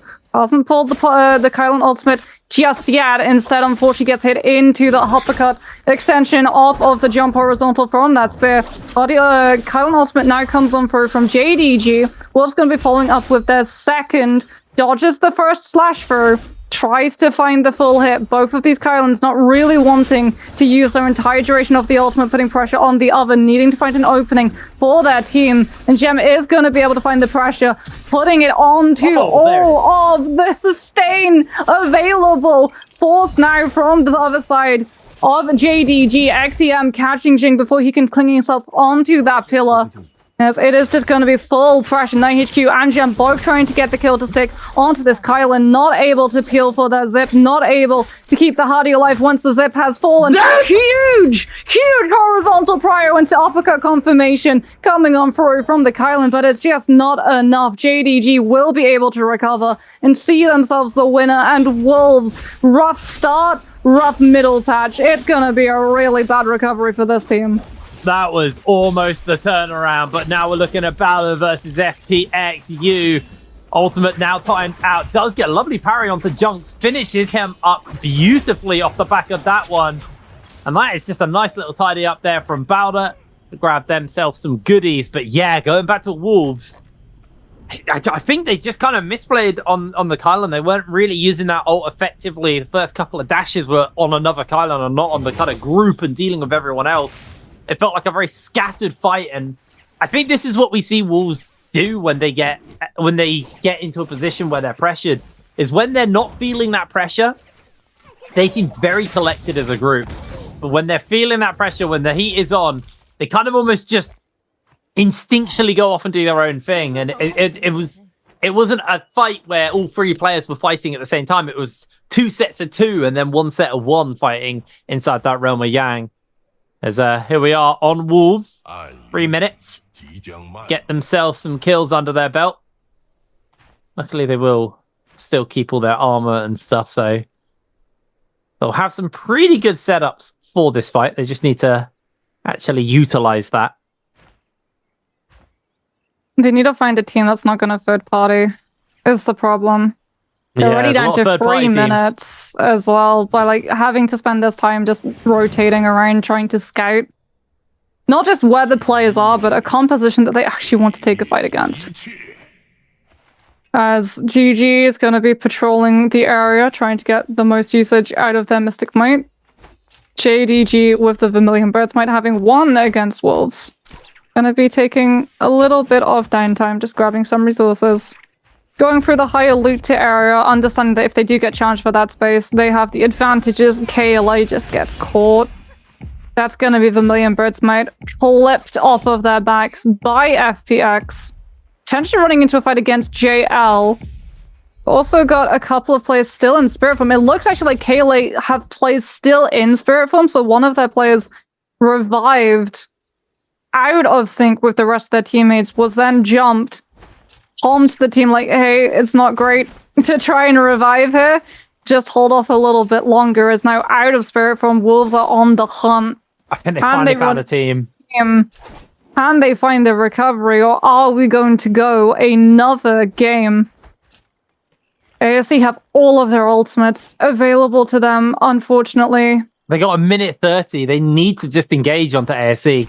But if they go for the engagement onto ASE, like, here's the problem. If they take the direct engagement, they have to go against a Kurumi and a Temi and a Takeda. Takeda can use his ultimate to knock all of you back, so you're not going to be able to find the kill. Kurumi can use the Teva at the beginning of the fight to just give them 90% damage reduction, and Temi can drop his ultimate and buy the team the amount of time to just reposition out from the fight. Looks like they're going to take it.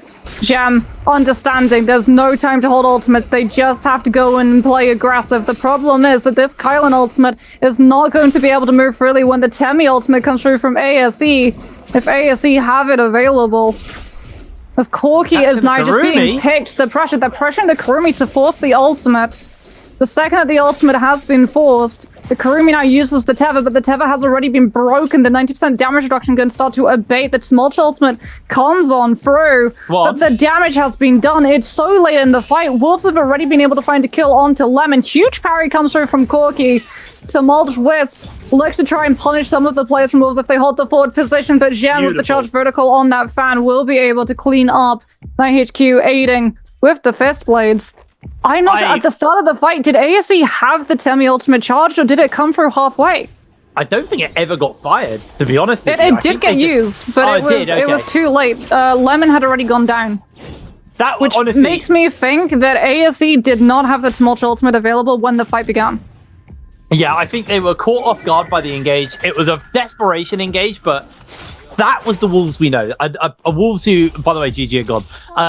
That was a Wolves who, you know, they found their opening. They picked the perfect targets. Jump the Kurumi, isolate her from her team, force her to ult herself, not the team, so you don't get that mass sustain. It's just the solo sustain. Keep the pressure up. Really, really well played there from Wolves. Kylan executed really, really well, and you know that's going to do a lot for their mental, because that was a hard comp. I think you called out all of the good points about why it was a hard fight for them to take. But they were able to execute on that regardless. And yes, that was down to some of the ult timers. But either way, really, really nice play coming in from that team as JL. I think someone got griefed. Third party. I don't know if they. I think they're. Yeah, that's JDG. That's no, that's DRG. Yeah, it's DRG. JDG were the ones that went in. JL tried to go for the grief play. JDG were able to get, 1, 2, 3 of their players into Realm of Yang, as were OUG. So it is going to be a 3 versus 3. Kyle in composition. Going to be coming on for Jinyu. Sitting on that V2. Hasn't used it just yet. Sits in the back position. Third position with that longsword. Looking to try and force as much pressure as possible. Rika going low, SS also losing a lot of his armor. Kylan gets the zip sustain to be able to take that forward position, gets hit into by the cavalry bloom, has to utilize the F1 to be able to break out of it, comes in now with that Kylan ultimate, trying to find the cleave onto JDG's Kiki. They really want to get the kill onto the zip. They might be able to find it, and indeed they do. Really good coordination coming on through from OUG, setting up from the Skyland dashes into follow-up from this fan, and now there is no sustain available on the side of JDG's team. Jinyu, however, with that blue armor, has to be careful he doesn't take too much damage. F1 utilized once again into the jump horizontals of the longsword into follow-up from Rika with the fist blades, and OUG are going to be able to see themselves win that Realm of Yang, as Wolves wisely did not put themselves into a Realm of Yang, and are instead looking to just capitalize on the positions of the center side, putting themselves into the outskirts of Imperium, anticipating the teams with Yang depletion to start to drift over and give them an opportunity to start making up some of the ground that they're lacking. Yeah, I mean, so the good news for Wolves is there isn't one team popping off as hard as they did last game. It's a pretty good spread. The bad news for Wolves is it means more teams are going to be qualifying collectively at some point soon. Like I said, I think the end of game 5 will probably see a couple more teams qualify, and then by game 6 we'll have 3 or 4 teams on that on match point who will be able to close out. So, you know, the day's not done for them, but they do have a lot of work to do here. And remember, this game, they spent a fair chunk of their hero points. They've only got 6 hero points for the rest of the day. There's 4 more games potentially to go.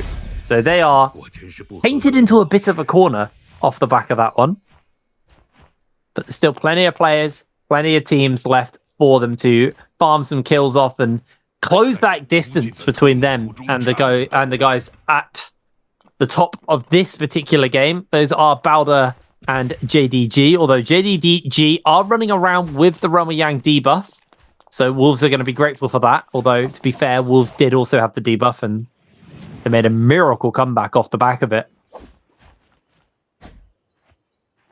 OUG with that Mystic Might, just rotating, seeing if they can find any stragglers.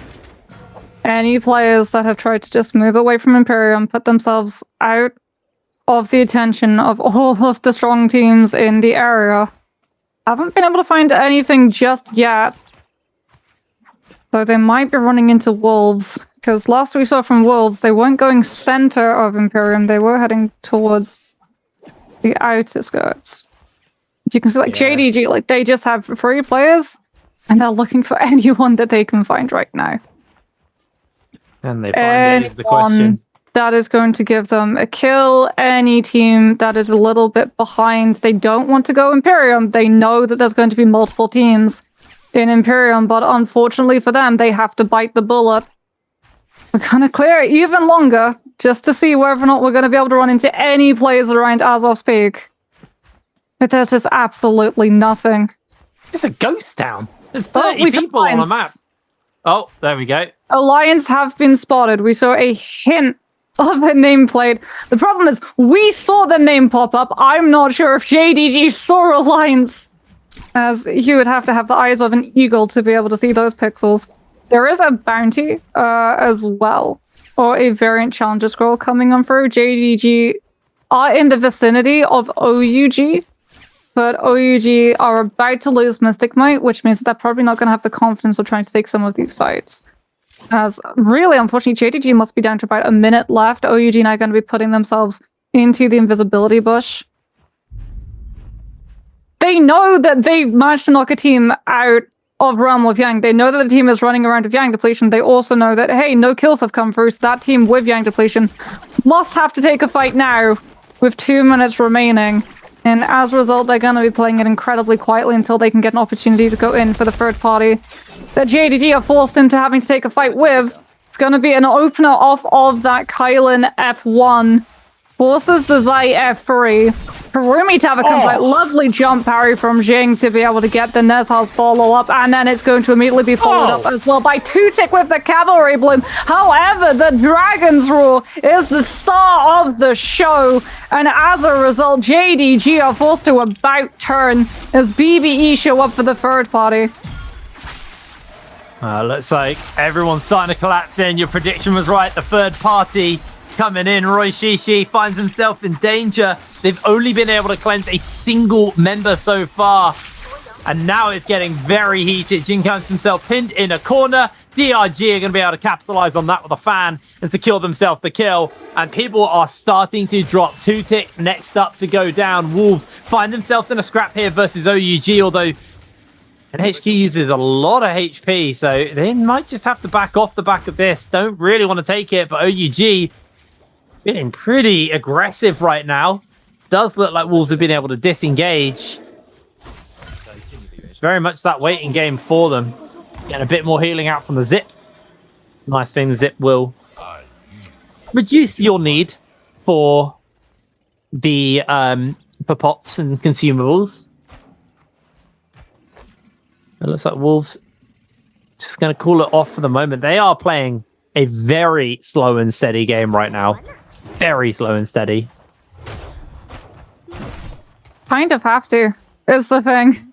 They know that there are going to be teams in the area who went into this Realm of Yangs who are running around with legendary armor and legendary weapons. Yeah. The way that Wolves are going to be able to grab this map back is Spirit Well, which is why they've started moving towards this one. Unfortunately for them, Spirit Well is so contested by all of these teams. No one knows if Wolves are still in the CK! No one knows if Wolves are around. CK! Huge play from him. The smash and grab. Legendary armor. Picks that was a up. heist. He is just gone. A whisper on the wind, and everyone else disperses. Everyone else except, unfortunately, JDG and OUG, who are hands caught in the cookie jar, go down to DRG. That was honestly It's not everything they would have wanted from the Spirit World, but it's something good. It was something big. Legendary armor is enough to put it onto either your Hardy or your Kylan, so that if your Zip does go down, you've still got a win condition. And can just play full survival mode. I think they put it on their Zip. I need to double check now. Which does seem a bit weird, but we'll double see. We'll see when we get into Zip is the target. Outside of Realm of Yang, Zip is the go-to target. So it's sort of like putting all of your armor on the Kurumi. Okay, let's talk some Wolves positives here.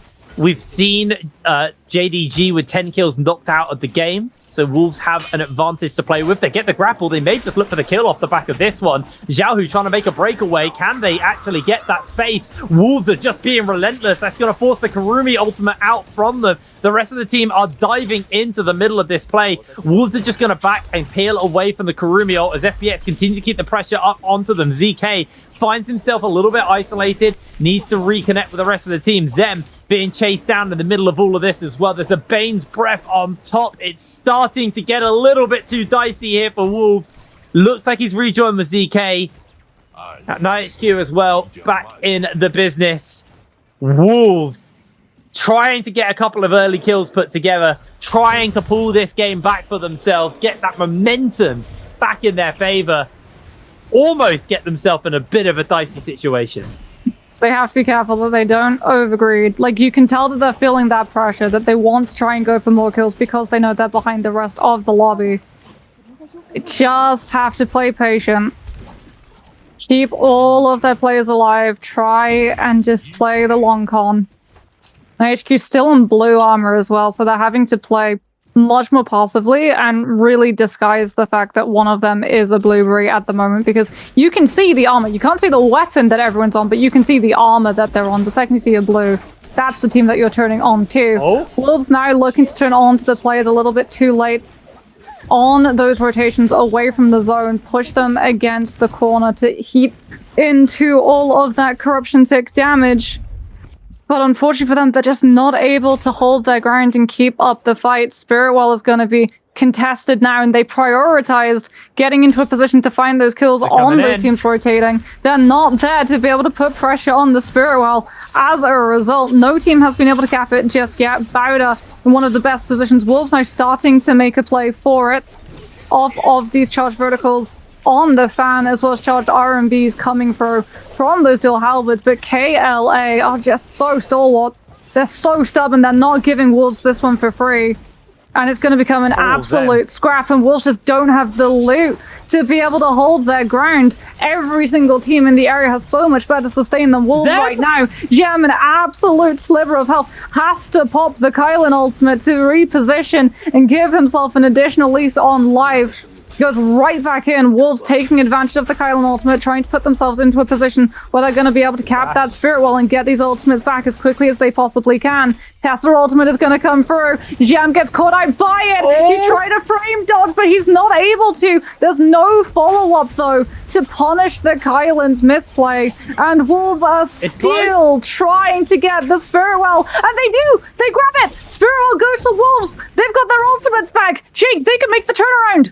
That's huge as well, because the blueberry is now a goldberry. How do you deal with that? He's suddenly been turned onto. It is carnage on the low ground. As you can see, everyone is fighting out. KLA have been able to secure themselves a kill onto Rico.